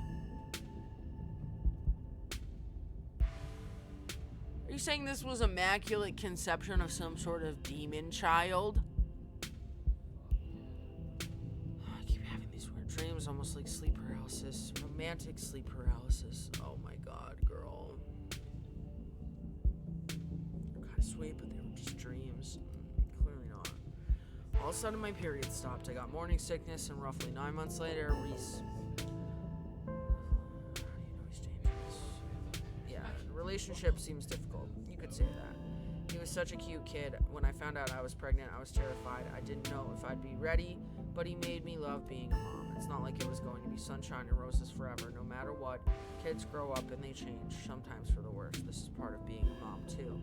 Doing what you can to make sure the child you brought into the world isn't going to go around eating people. Yeah, that's what you should do if your child ends up being a psycho. He wants to murder me, so that's clue number 1. It's not like he's usually a violent kid, he's mostly just sad, but every now and then we butt heads, and then that's usually when this side of him comes out. Imagine if this happens anytime he gets frustrated with anyone. Imagine he gets road rage one day, turns into a 12-foot tall monster with a million teeth, and rips somebody apart in the middle of a major metropolitan area. Okay. Indeed a menace. That doesn't mean he's dangerous. I mean, you are the biggest threat to him. Why not just kill him? He's been kind to me. What you're doing is difficult, but it's necessary. Don't you think it might be a self-fulfilling prophecy? Yeah, I mean... Like... He's only pissed because he found out that he wasn't sick. Like sick. Is he a sweet kid most of the time? And Ted Bundy was sweet. Really? Didn't mean he didn't go ahead and slaughter them anyway. I know what my son is capable of, so it's my job to make sure he doesn't hurt anybody. There's this room.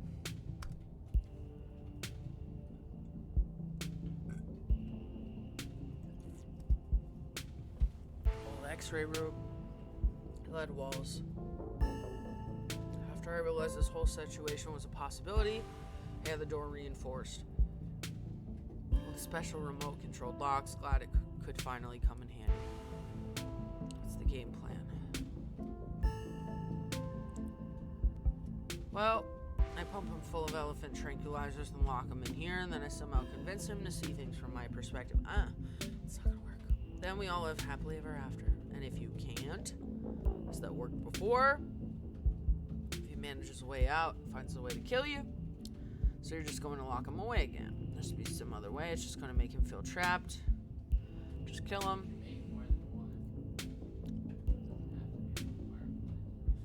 Yeah, like having to make a bunch of water. Might as well just make a bunch of water. doesn't really change much. Whether he's a willing captive or an unwilling captive, it doesn't matter. He's already under my constant supervision, or he's dead. He's either under. That's just how this has to go. Okay, so you sit in silence and wait for her crazy demon child son. The sounds of distant breaking glass cuts through the silence of the clinic outside the safe room. This might be game time, yeah. Dr. Kelly opens the door. The two of you stare out into the hall. That seems unwise.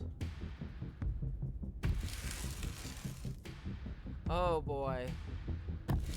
He looks way worse. Not good. Not good. Is this what you were so afraid of? Hand over the tranquilizers. This is our shot. Give her the darts. Loads them into her gun.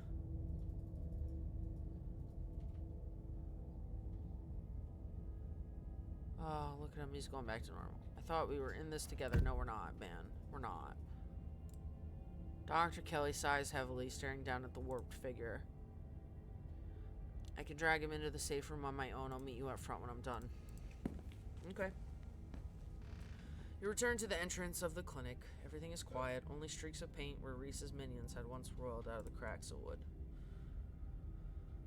I hope you understand that this needs to stay between us. I don't care how much you feel like you need to share what just happened with other people. The more people know about this, the more trouble it is for me and for him. I don't need any more well-intentioned escape plans. Can I come visit him? Do you think you'll let any of his friends in on this? There's a magic stone in your basement. Just thought you should know. Also, we busted a hole in the wall down there. Yeah.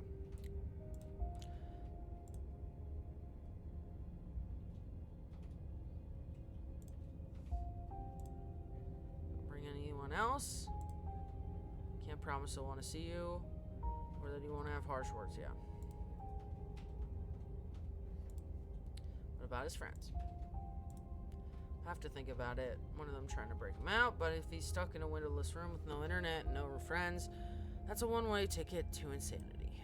Then I'd have an insane monster on my hands. Stella in particular would be a problem. That girl never knows how to mind her own business or follow other people's rules, and she would have absolutely no fear of what might happen if he was cut loose. Kanika, I might consider. She's got a bit of a bleeding heart and pretty inflexible morals, which could be a problem. On the other hand, I don't know how well she could keep a secret, and if Stella found out, then Kanika could probably be convinced to do a jailbreak, and then it'll all blow up in my face. You could probably tell I've put a lot of thought into this. It's the same calculation I've been doing for years, debating whether or not I could be fully upfront with any of them, instead of just pushing them away and hoping they didn't notice what was really going on. She sighs again. Maybe I'll get him a kitten or something. No. Like they did for Coco the gorilla. Might as well give him a tire swing while I'm at it. Some enrichment. Oh my god. This is your son, dude. Hate that I have to do this. I feel so guilty. There's a lot of knowledge, but yeah. Basically, I think the trench really saved us because it kept them from. Like, I almost want to pick this.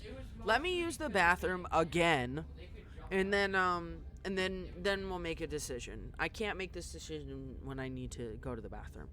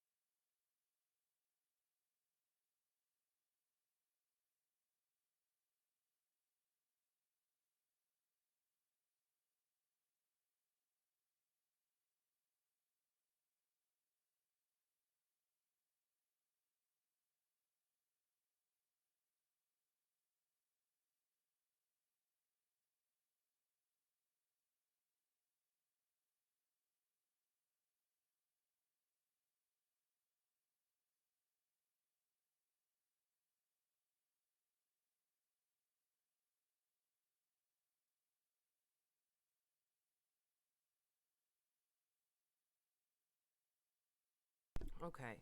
It's actually looking like we might almost be done with this episode. I don't know. Because I might have screwed up a little bit. I think I might have skipped an error. Like, I was supposed to, I think, remember how it was like, oh, do you want to go to Stella's house or the diner or the mine or the police station or the church? And instead I went to go have tea. I don't know if that's what I was supposed to do.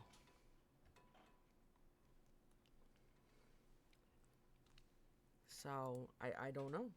Follow me, bitch. We're fucked. Oh. I still don't know what choice to pick. I know I still have the other screen on. 1 second.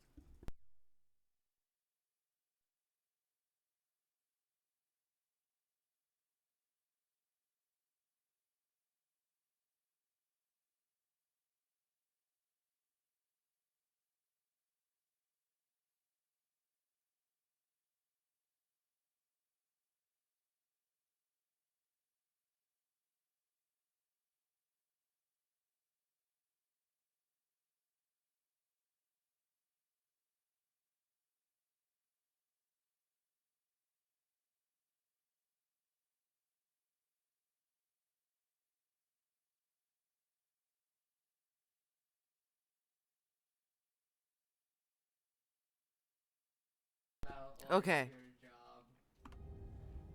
Bro, you wanna know what? Wait till you get to your next fucking court. You have to do like super fucking specific things.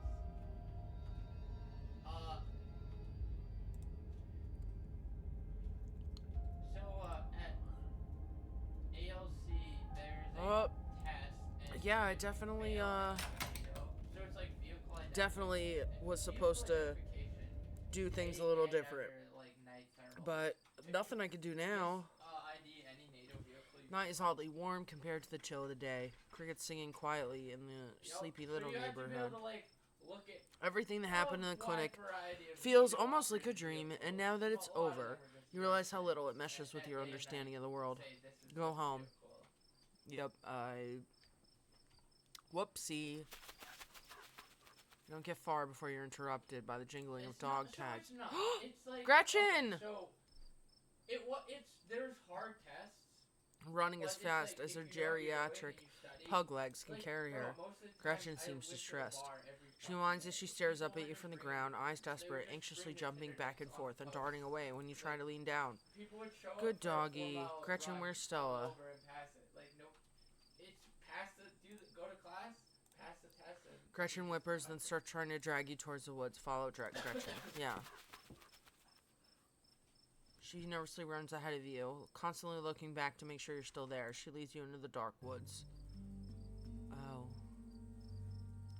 Before long, the trees thin, and you find yourself on a steep hill by a two-lane road, lined on the one side by sheer rock. And there, sitting on a log, staring mournfully out at the asphalt, is Stella. Gretchen runs up to her and sits in Stella's lap. You're back. Don't scare me like that again. You sit on the log beside her. That ghost really did a number on you. This is where your parents died, isn't it? What are you doing out here? Do I look that bad? I thought I was kind of distinguished. Why haven't you been answering your phone? So happy you're okay. Can't believe you've just been okay all day. Everyone's been looking for you. Things happened.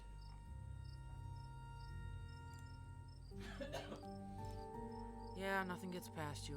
They were taking me to college. I was lying in the back seat. It had just rained. The sun was finally coming out. Oh, they hydroplaned.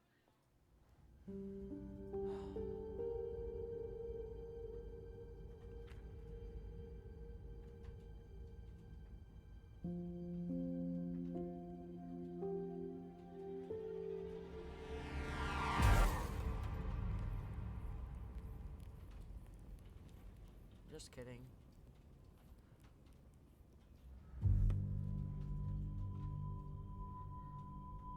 Shut up. Shut up. Shut the fuck up. No. Oh no. Oh no.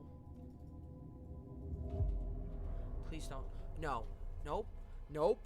Nope. I swear to God. I swear to God. I swear to fucking God. Nope.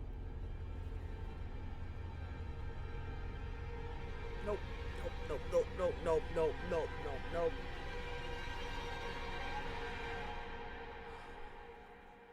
Bro.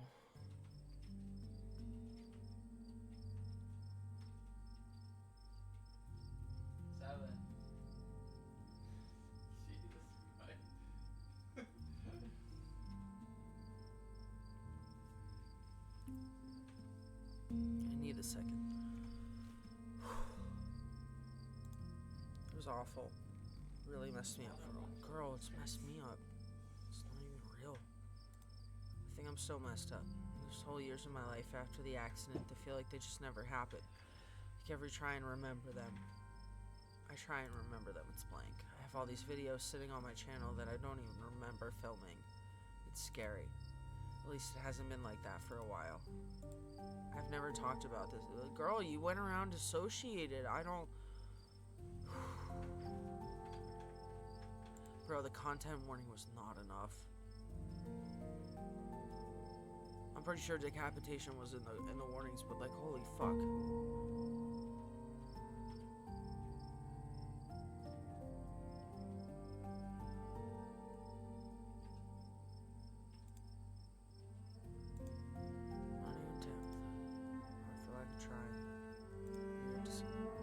I don't remember.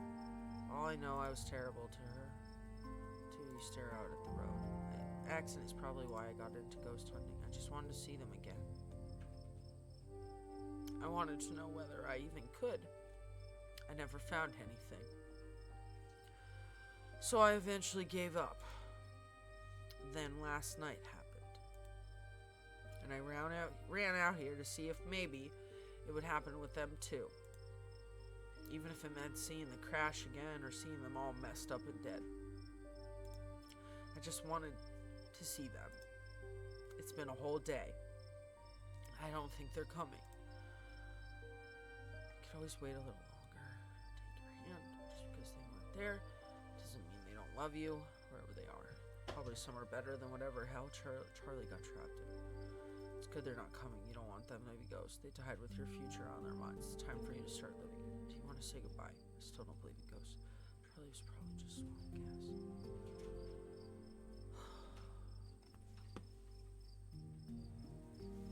Yeah, the fucking rain really fucked with tonight.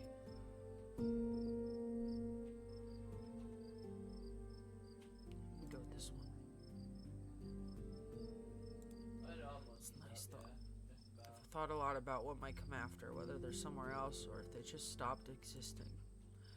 I guess we've seen at least some evidence of the afterlife. I hope that means that there's a good version too.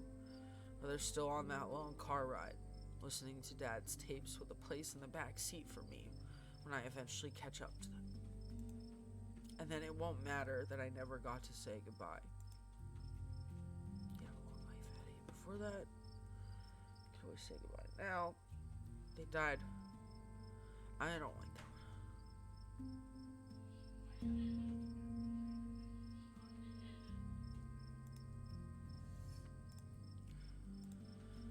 That happened, it felt like the end of the world. It felt like nothing was ever going to matter again. She straightens up, stretching her neck. Gretchen hops down from her lap, tags jiggling in the quiet night air. We should probably head back. I haven't slept in a day. Before we go, I should probably tell you about what happened. Yeah, I gotta tell her.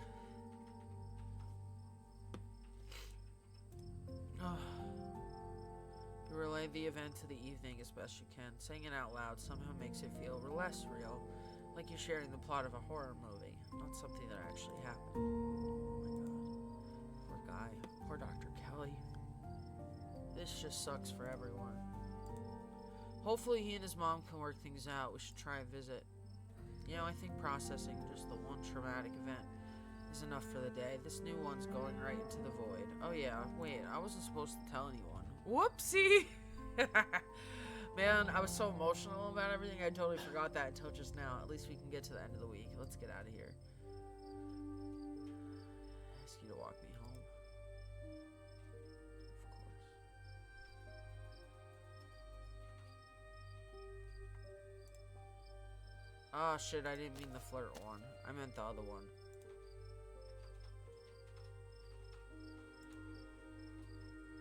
This is me. Do you want to come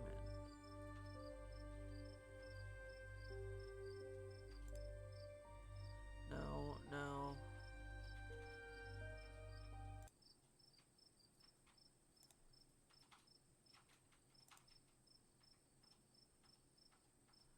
I mean, I really didn't mean to flirt with her. I feel bad. I'm sorry.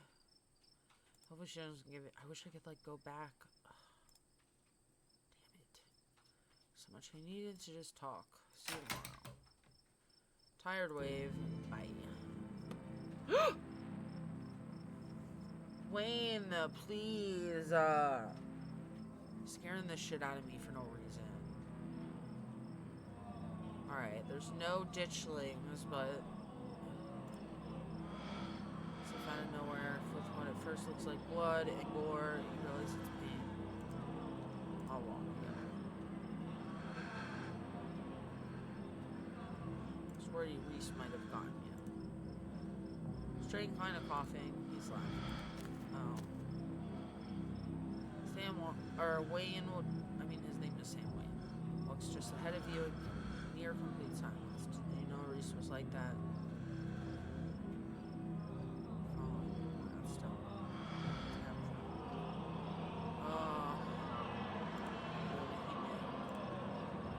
Different, how exactly I wasn't sure, but now I know that you wanted me to stay.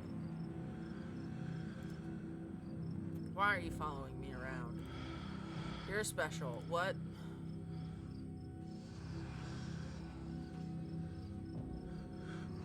Yeah, why? What'd I do? You simply are this. Do you not feel the ties that bind us? They are unbreakable. I thought you wanted me to stay at the estate. Something bad. Found my siblings' death rate. Things aren't adding up. I could flirt with Wayne? That's hysterical. Found my family's death records. Starting to see the holes. Look for more.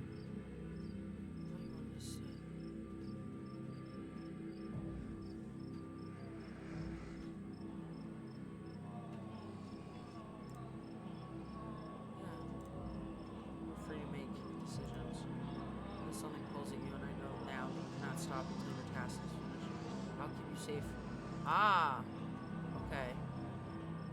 No need to keep coming up with new topics of conversation. I'm tired. I mean...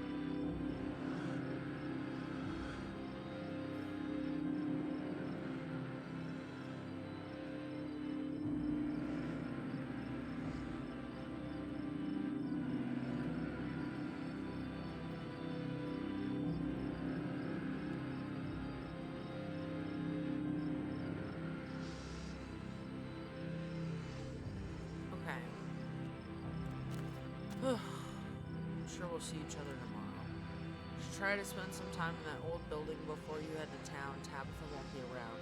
Too busy at the mines. Forbidden places won't be forbidden without you there. You may be surprised at what you find. Until then, sleep well. Oh.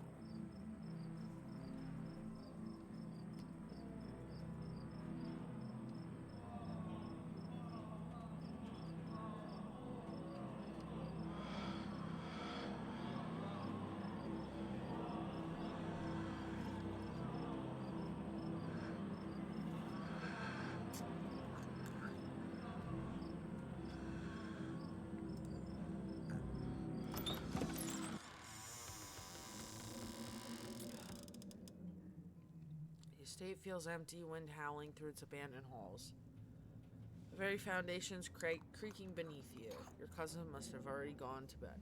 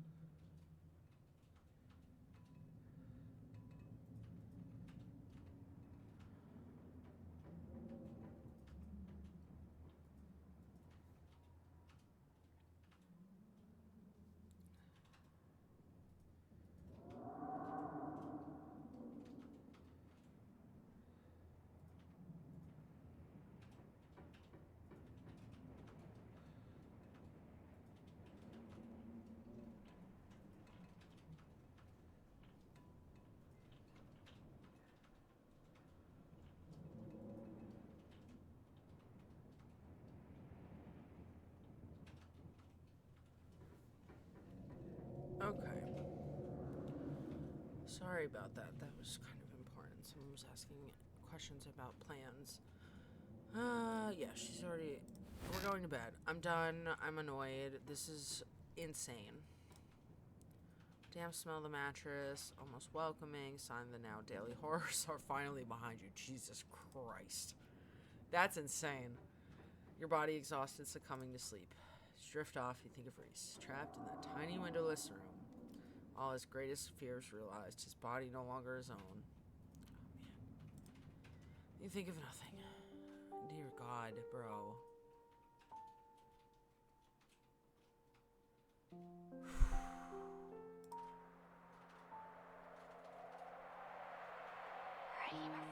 Hardcore mode? How does a game like this have hardcore mode?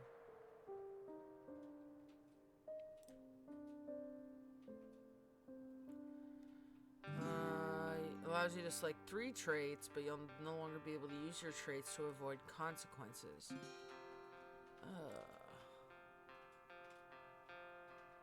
Okay, yeah. I do want to continue this whenever episode 5 comes out.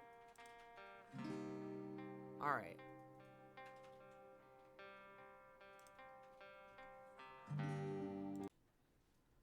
Let us put this back on. I don't know if... Oh, is that... Did I...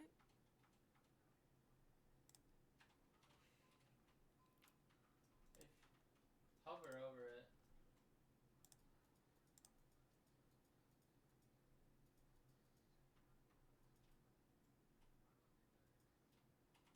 There we go.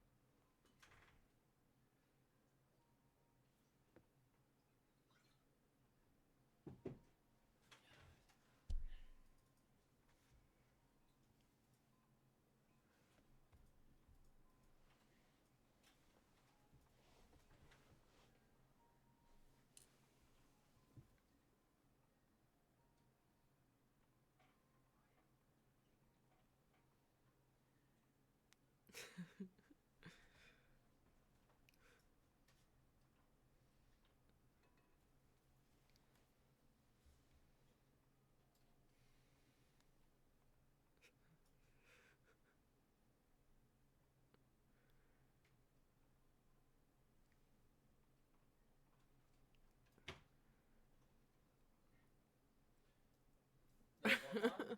Bro, my friend broke our group chat. Oh, okay. She broke the fucking group chat. Like, we all have fucking... I think most of us have iPhones, and she fucking broke the group chat.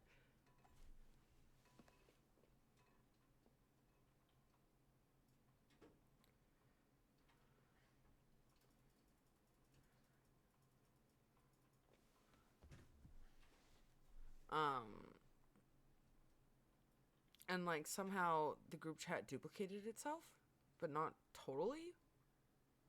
And so... But in the duplicate group chat, even though we all have iPhones, it's all showing as green, even though we all have iPhones.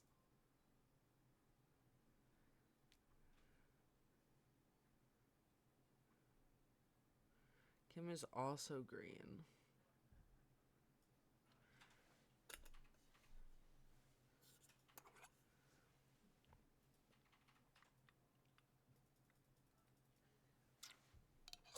We're all like messaging in both group chats, like, what's going on? Why is this happening? Mine are green here, mine are blue here. My god. Okay. I need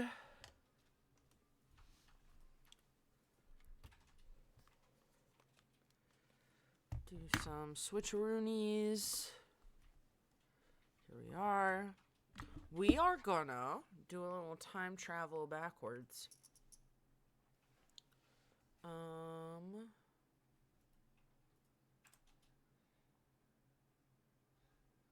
Okay. Sorry, I noticed the stream was kind of frozen on my end. Okay, we're gonna go back a day. We're gonna go back a couple hours. Alright, I need to go to the bathroom again, so be right back.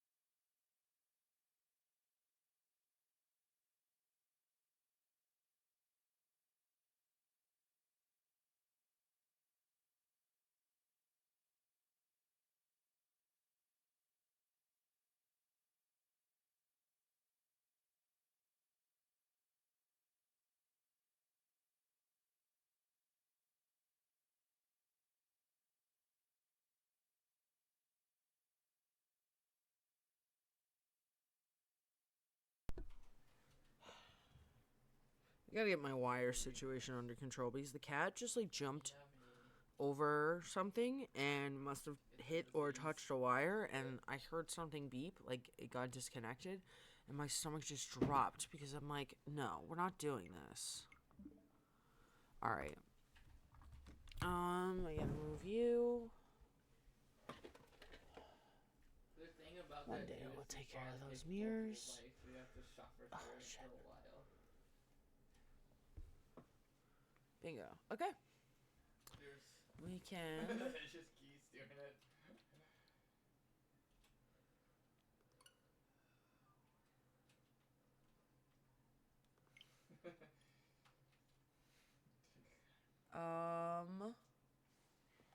Wait a minute. This is.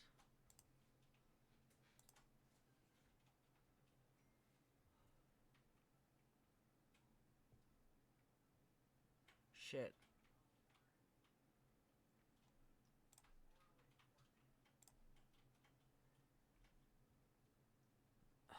And see, it's loading, so I don't know if it's.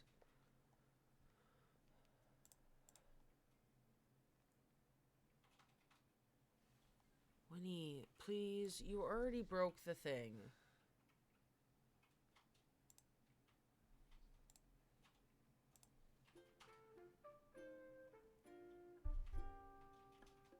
Oh my god. Great. Get out of here. Get out of here.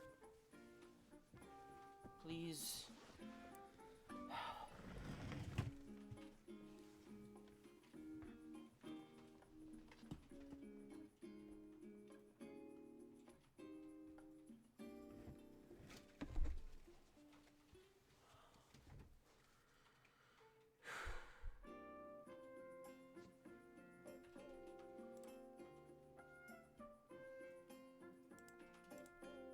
There we go.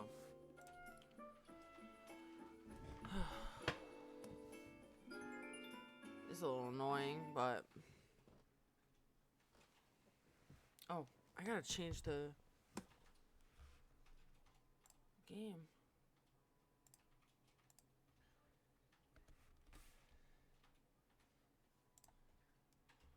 Alright.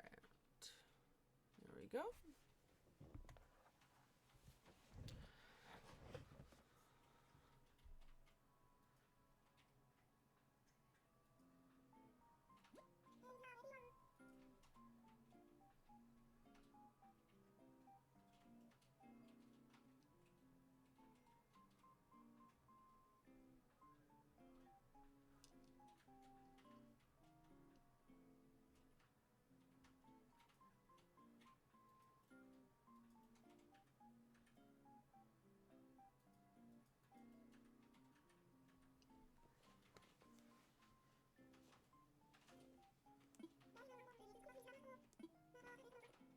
Ooh, announcements.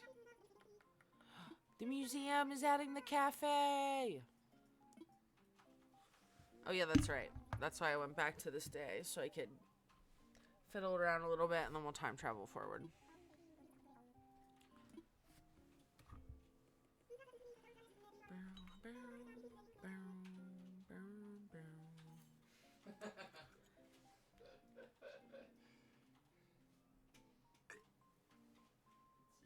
You have a very, very specific kink.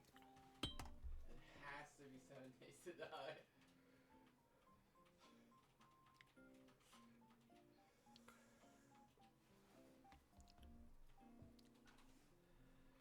Alright. Back to work. It's a leather and BD pattern. That's very tight. Do I read the mail? Sure. Oh, yeah. This can all go in storage. Except for the music. Get that taken care of. Look at my house looking nice. Alright, we got some things we can take care of here.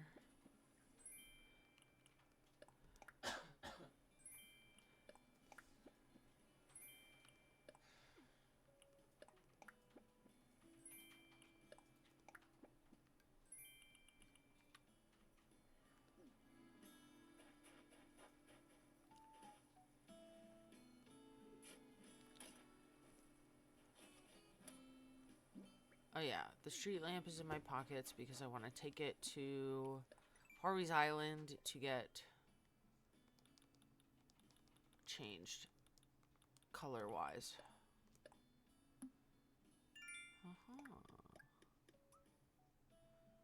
Interesting.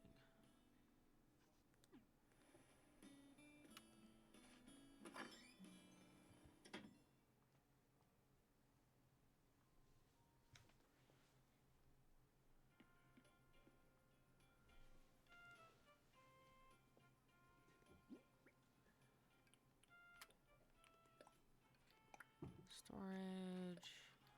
Storage. Storage.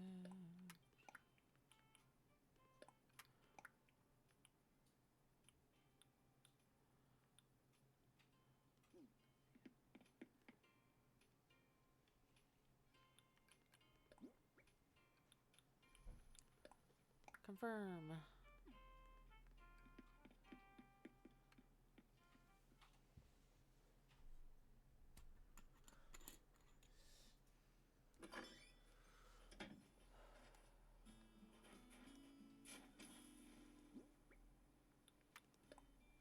Bury. I'm just gonna bury them next to each other, cause why not?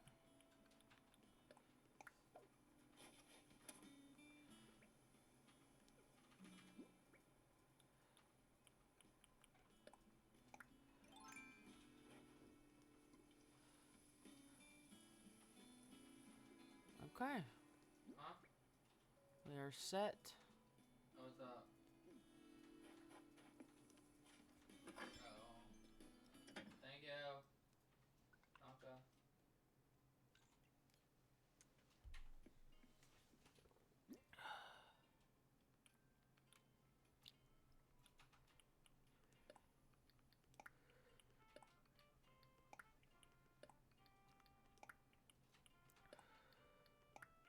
I'm good, I'm good.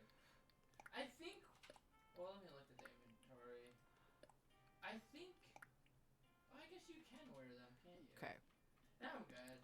I got my, my denim overalls on, you know.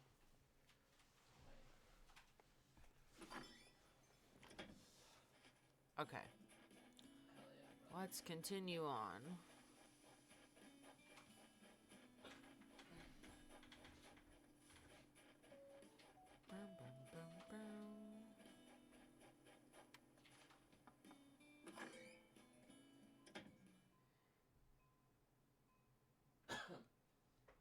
What are you up to in here? Of course.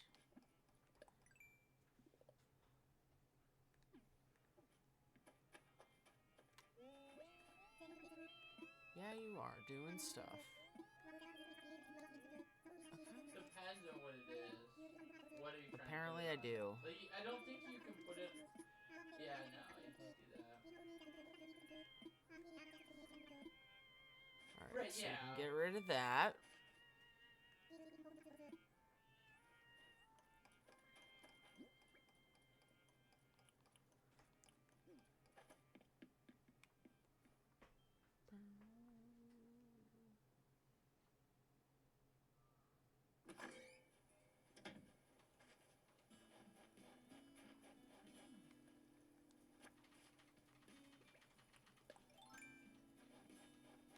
Oh.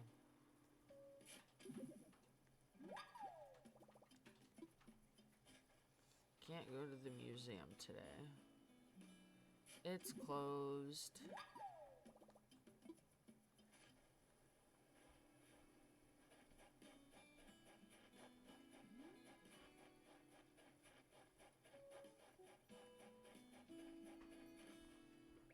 Let's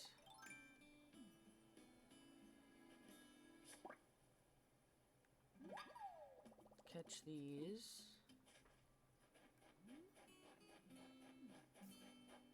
An abrasion, maybe?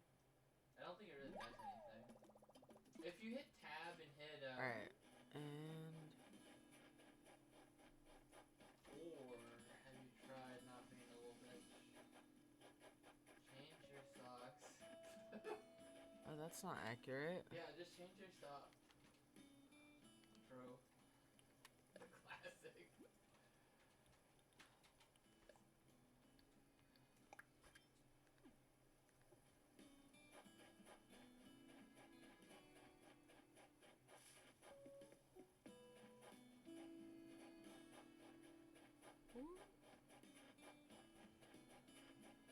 Oh, hello.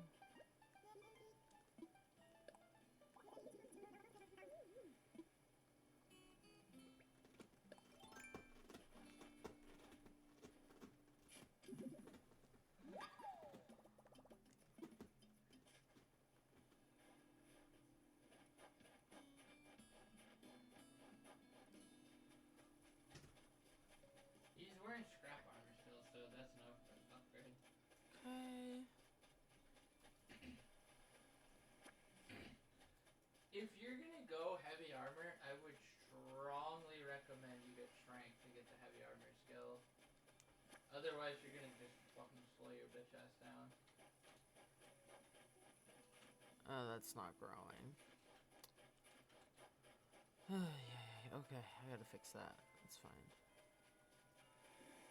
Get out of the way. But also, hi. You wanna move? Go. You can go. I'm not being picky with you. Biff has asked to move like 3 times, and I keep saying no because I love Biff. But you can leave. Goodbye. Adios, babe.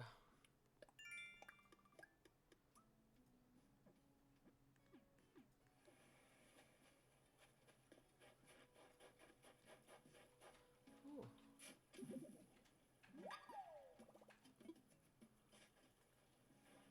A laseroid.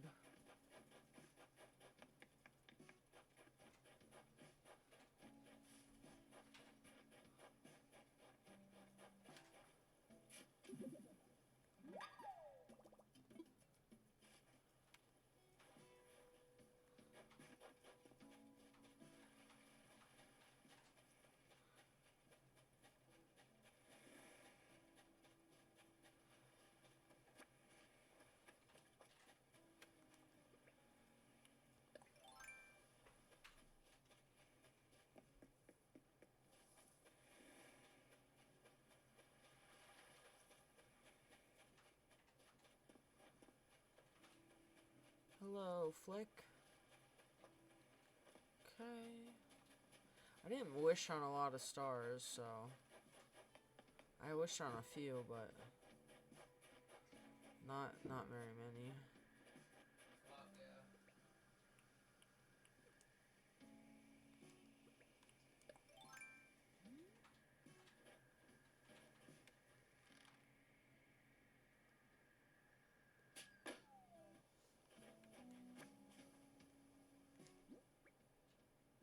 Let's see. What Here. level's the AK though? Oh, iron. Nice. Oh no, it's a very, very good mid-game P-Trug. weapon for sure. Right.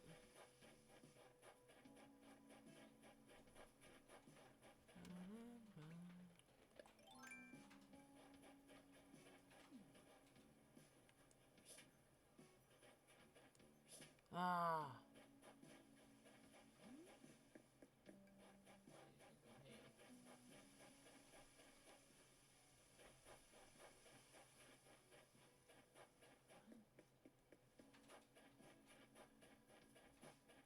Let's go.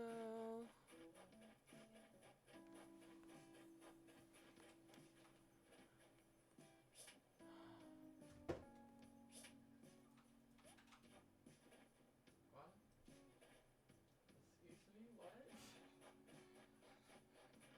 Why, you freak? Why?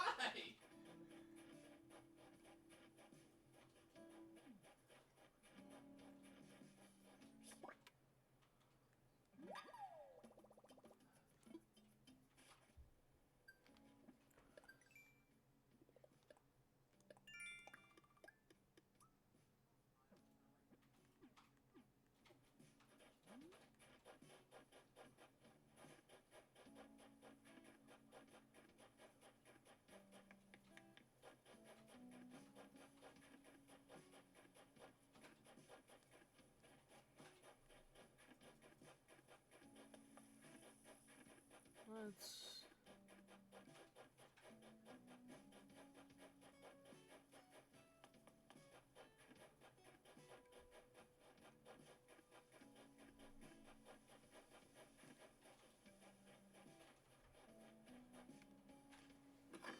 Change my clothes.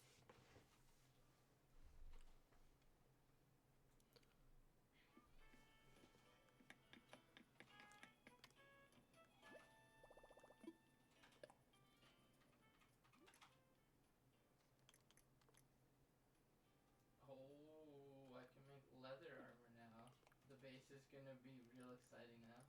I'm gonna make a sex dungeon in the base. My leather armor.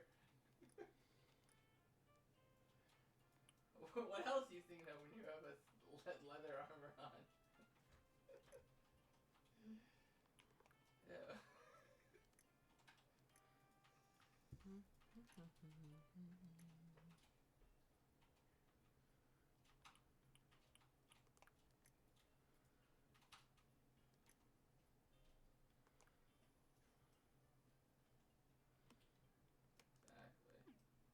Ah, shit. Wrong button. I always do that when it comes to getting changed. Oh, okay. Let's try this again.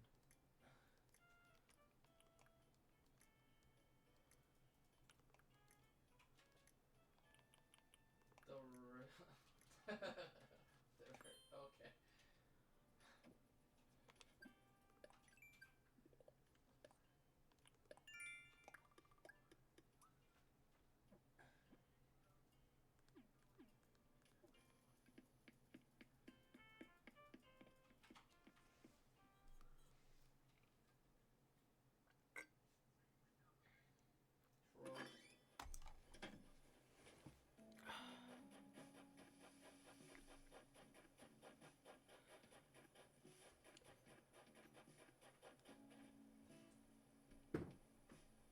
Alright. I'm trying to think, where can I move?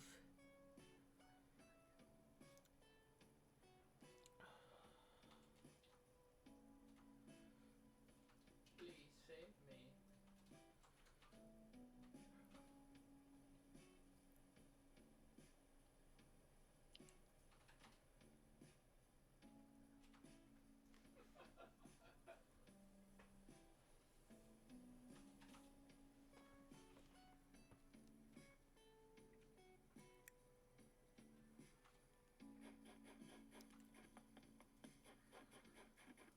This house is...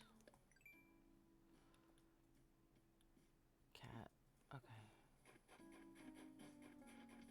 No. Cat is gonna be moving. Get these when I find them.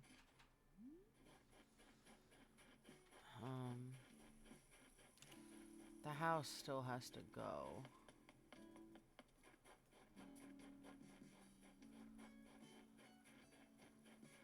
Oh yeah, this definitely moved. Okay. And then I can put the house back here. Yeah. Oh, dragonfly.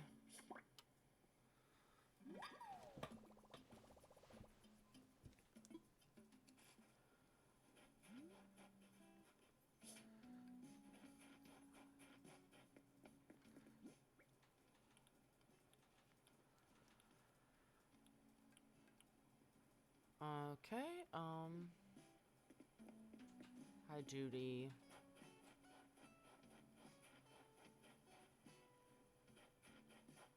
Just got some dragonflies out. What Oh, the fuck? 3 damn it. kilometers away? Ah! What the fuck? What was your question? This is why I don't like these dragonflies. They're so annoying to catch, in my opinion. Oh my god. I'm also just bad at it.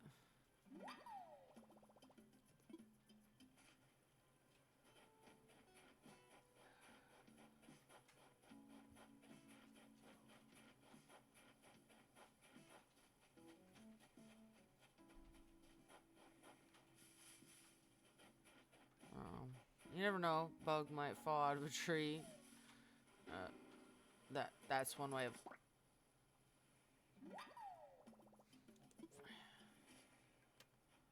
Alright, we got that.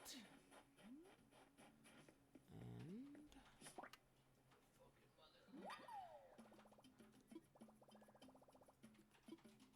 let it go. And there we are. I am.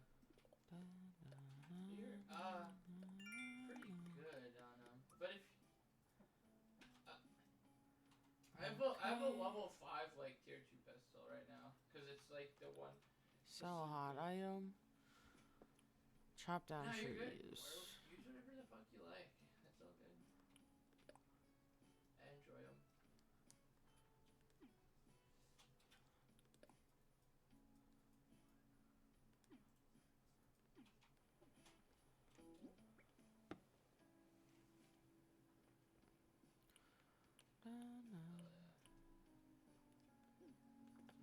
Let's drop these over here.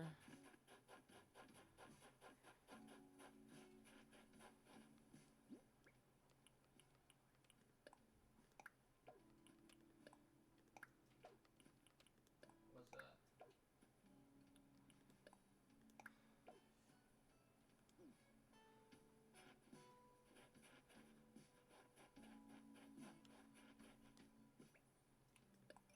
That's good. Actually, wrong tool.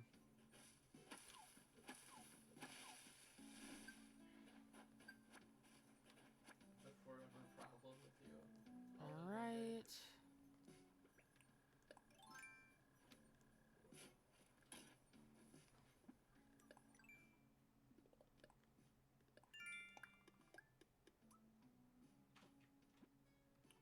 So, fruit. Okay. Pear tree. There are no pears on it currently, but that's fine.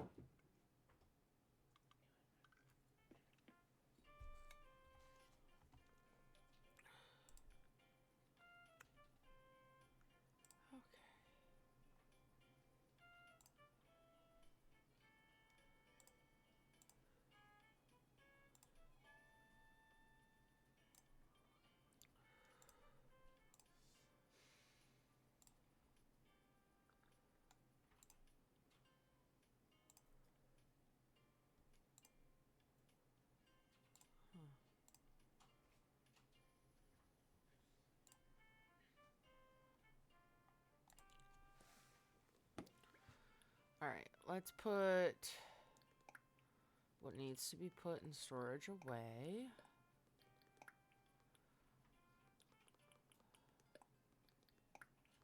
Which is a lot of this.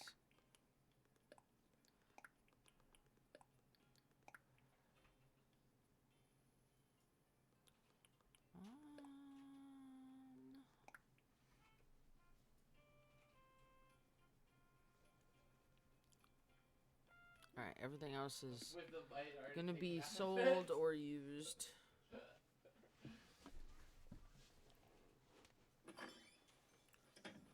Like I ate the Let's crust off the continue. barbecue.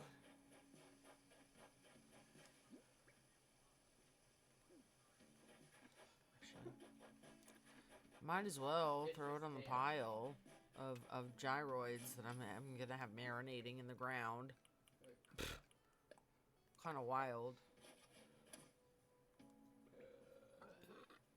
And I gotta remember, actually, I have the game set to Tuesday. So in theory, I could finish this and then skip forward to today so that I'm current.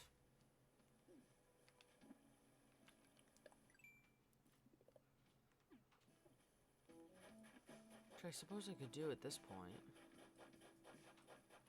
If I really felt like it.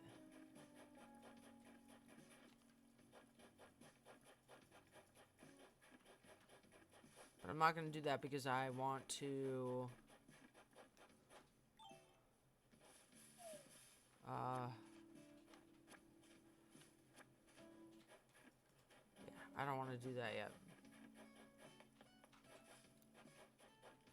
Alright, I'm holding on to my cherries because I'm gonna eventually, not on stream, but off stream, I will go to my other island on my other Switch, and I sell my cherries there to make more money, to help this island make money.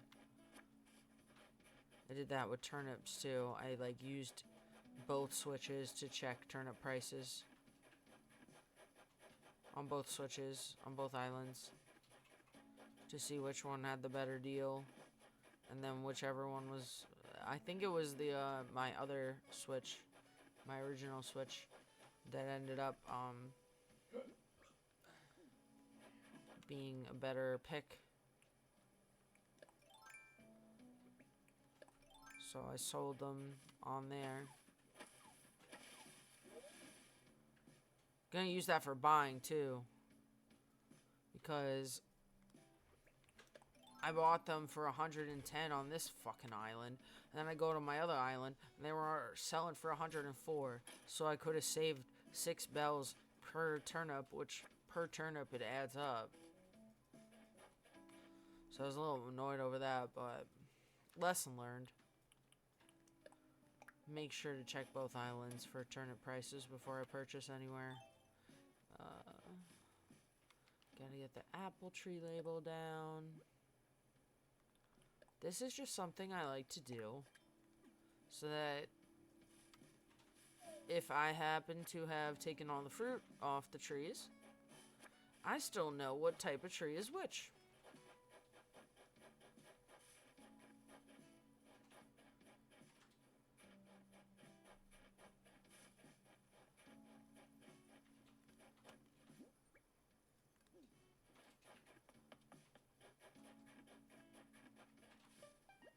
Oops.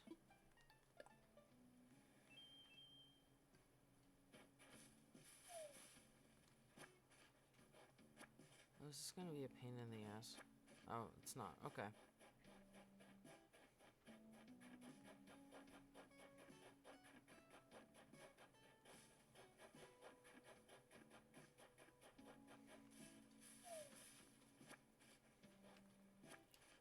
Get my peaches on. Peaches, peaches, peaches, peaches, peaches, peaches, peaches, peaches, peaches, peaches, ah, peaches. Alright, get the...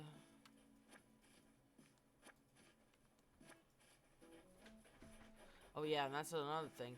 I'll go to my other island where peaches are the fruit, and I'll take all the peaches from that island and I'll bring them here and sell them here. Because this island's fruit is cherries. So I just do a little swapperoonie. So this way, whoever needs money more, like, not money more, needs money more, but like, whether, like, each island I have a way to help make them money. Because I can just sell things on the other islands. In terms of fruit.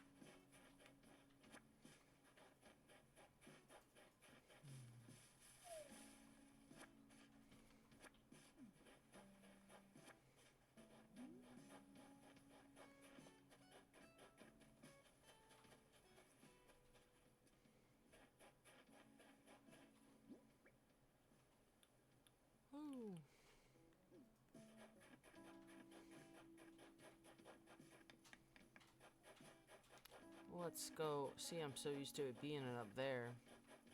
Not used to it having moved.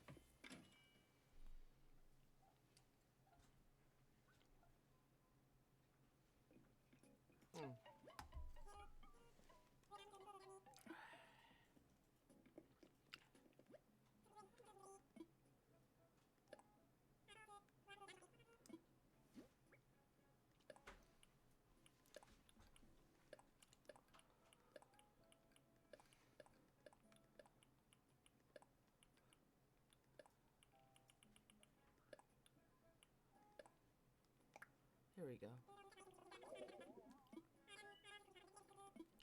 Ooh, nice. Love that.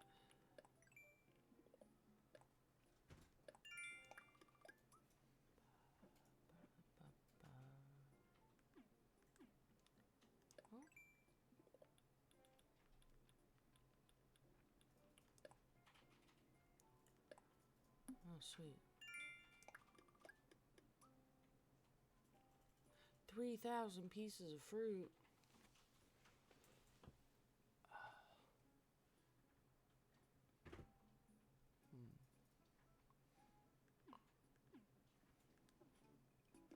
Alright. Resident services, here we come.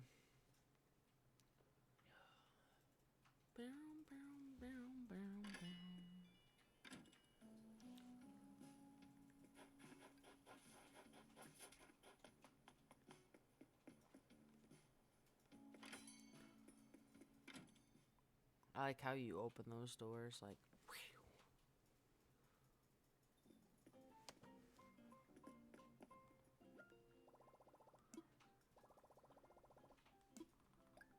Sweet.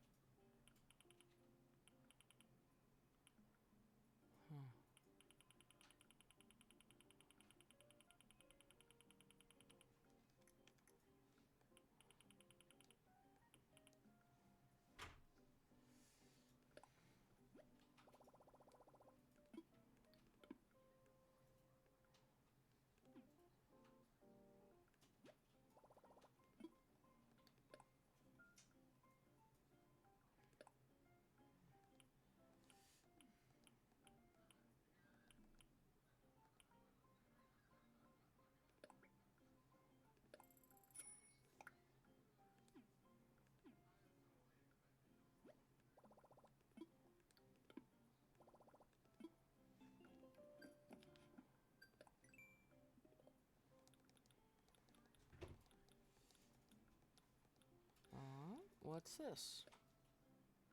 Oh. Nice.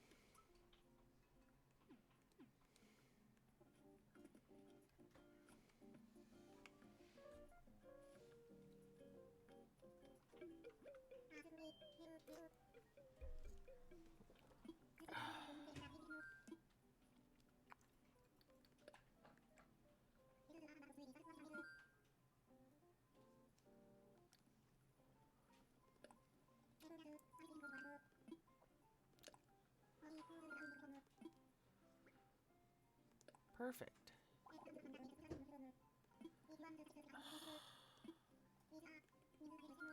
Okay, okay. Let me look at the map and then we'll move someone else.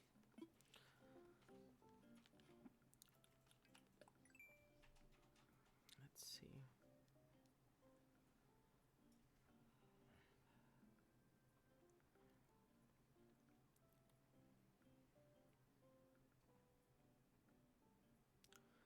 Yeah, the person on the beach could,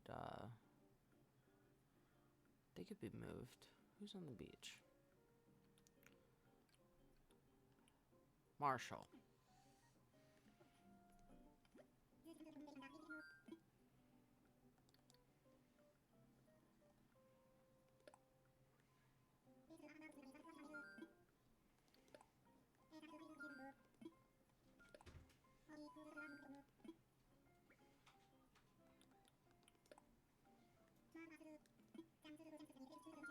Yeah, yeah.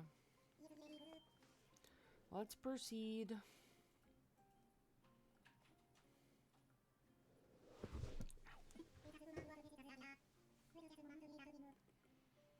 Alright. Yeah, we're gonna, let's snooze this. We're gonna go ahead and place Marshall's home, and then I'm gonna call it an evening. We will move on. And I will be back on Friday, and I really don't know what I'm going to do on Friday.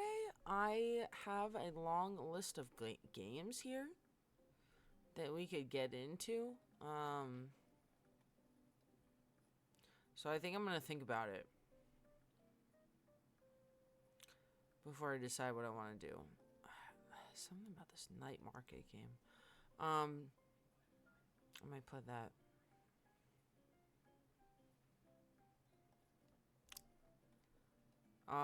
But yeah, we have like 1, 2, 3, 4, 5. I have 12 new games that I can play, and then 2 games that I have to replay. So we have lots of options and opportunities ahead of us.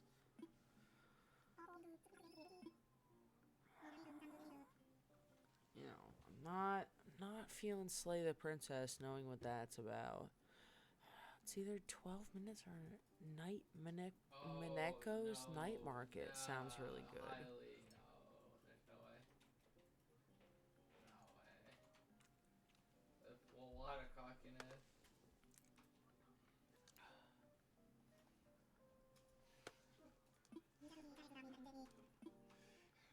Okay.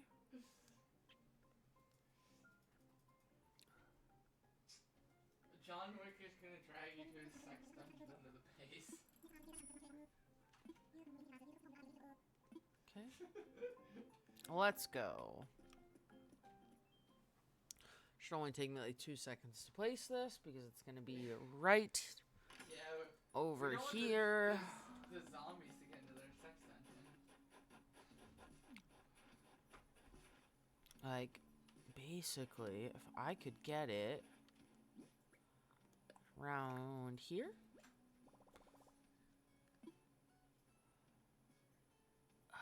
Let's see. We'll get rid of the flowers. Yeah, because I could still use the... Okay. Yeah. That'll do.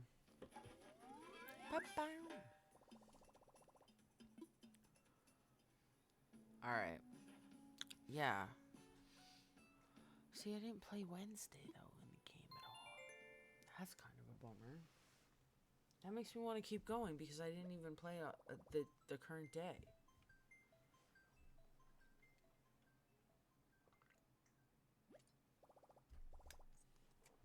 Okay, let's do that really quick, and then we'll end. Right? Right. Boom, boom.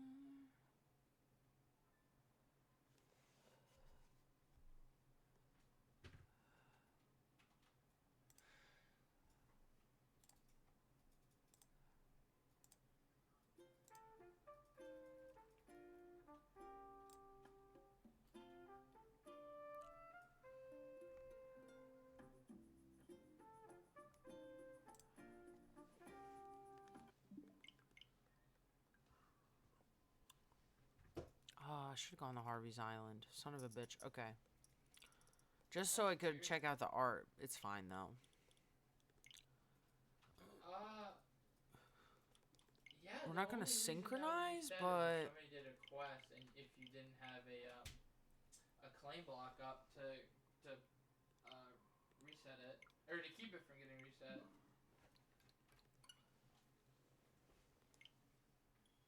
That sucks.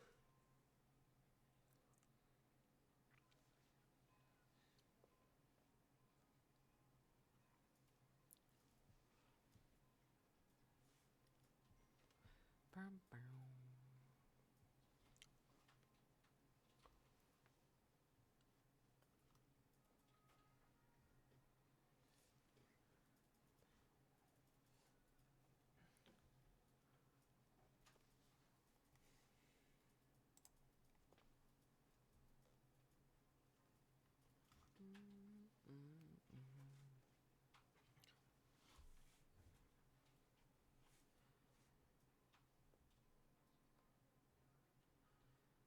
Let's see.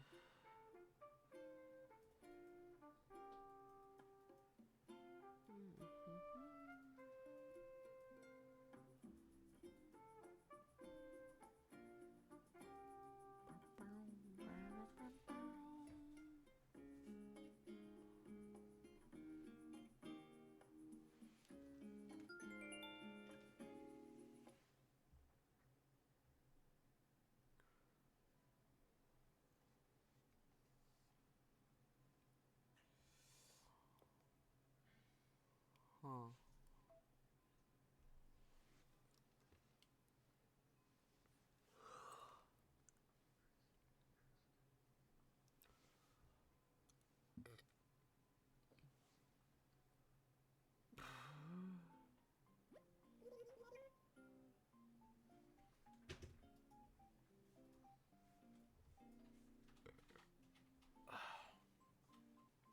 Oh, sweet.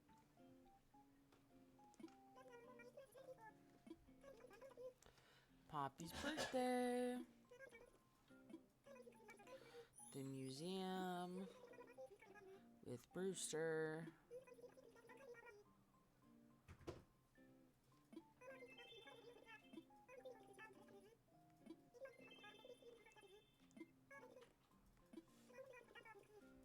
Goodbye. So many announcements today. Holy fuck.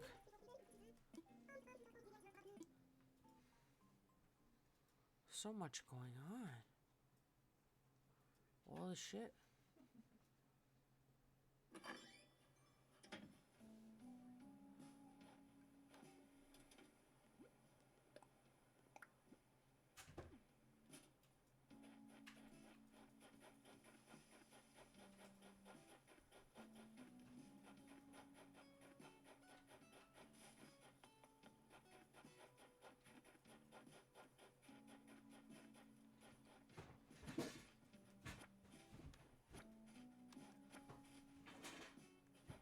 Alright, I still can't move Cat's house. Because she's moving.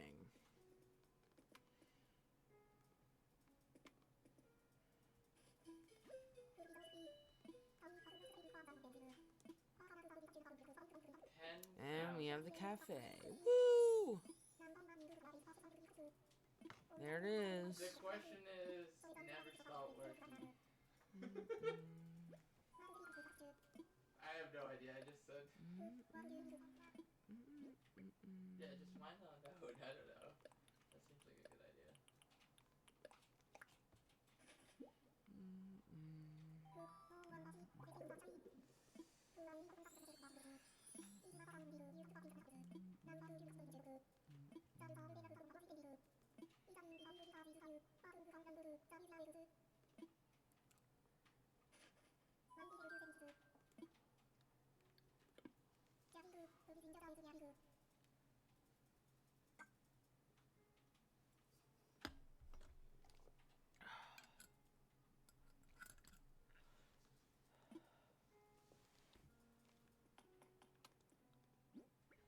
Oh wait, I wasn't paying attention. Can I donate? Okay, I can.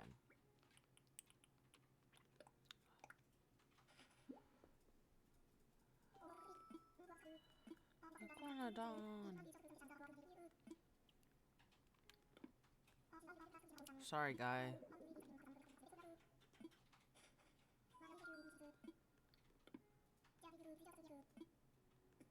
Let's go, Brewster.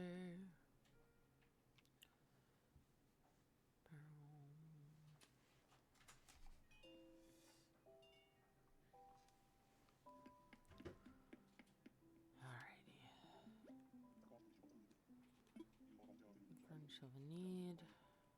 Swing on by. Sure.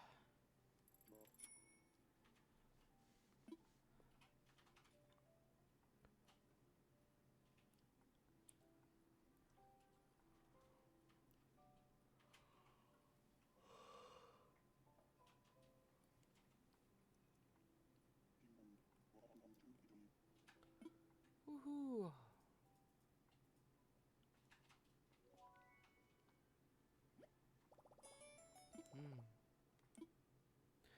I'm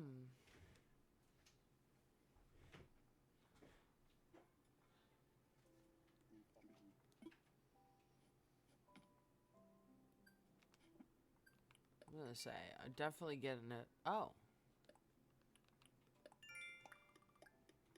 This dude opens at 6 a.m. What the fuck? That shit's wild.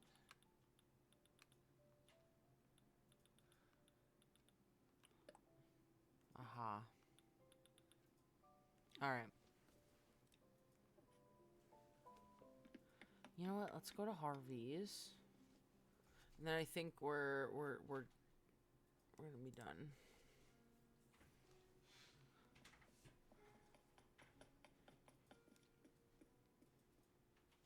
That will be the last step.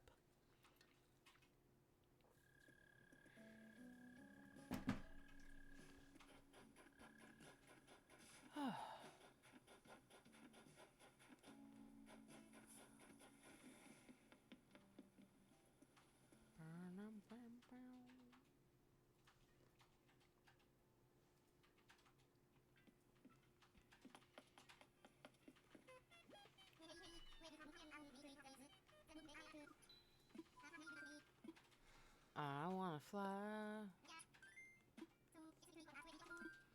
to Harvey's.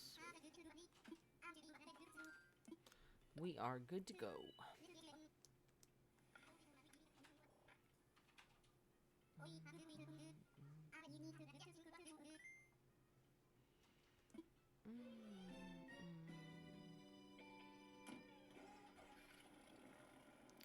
Yeah, so Friday we'll come back. Definitely gonna have to touch on Animal Crossing on Friday. Even though I'm not sure what else we'll do, Animal Crossing for sure.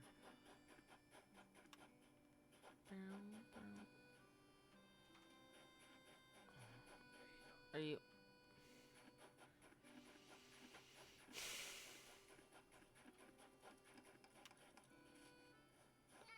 Yeah, I came here to look at the art. That was one of the reasons. And I didn't notice.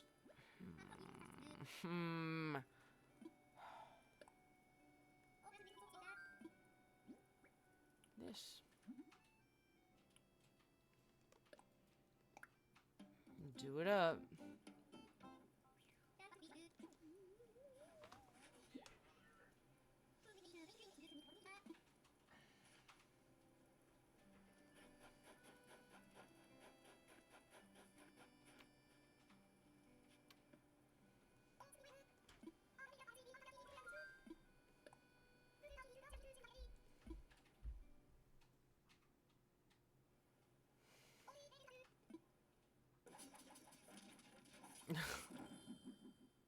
That is, a look.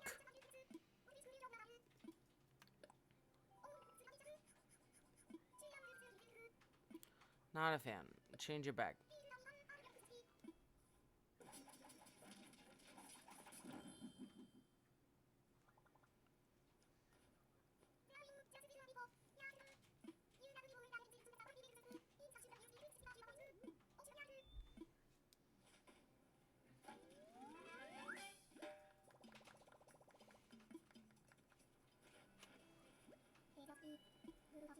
I think that after tier 1, there's a range of like I think every category has a range. Like the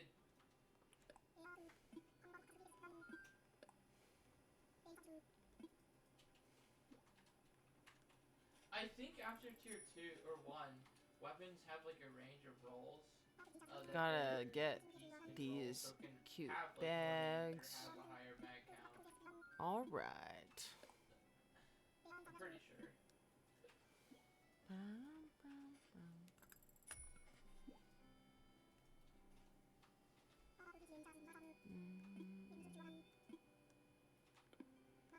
That'll be it. All right. I will be back on Friday.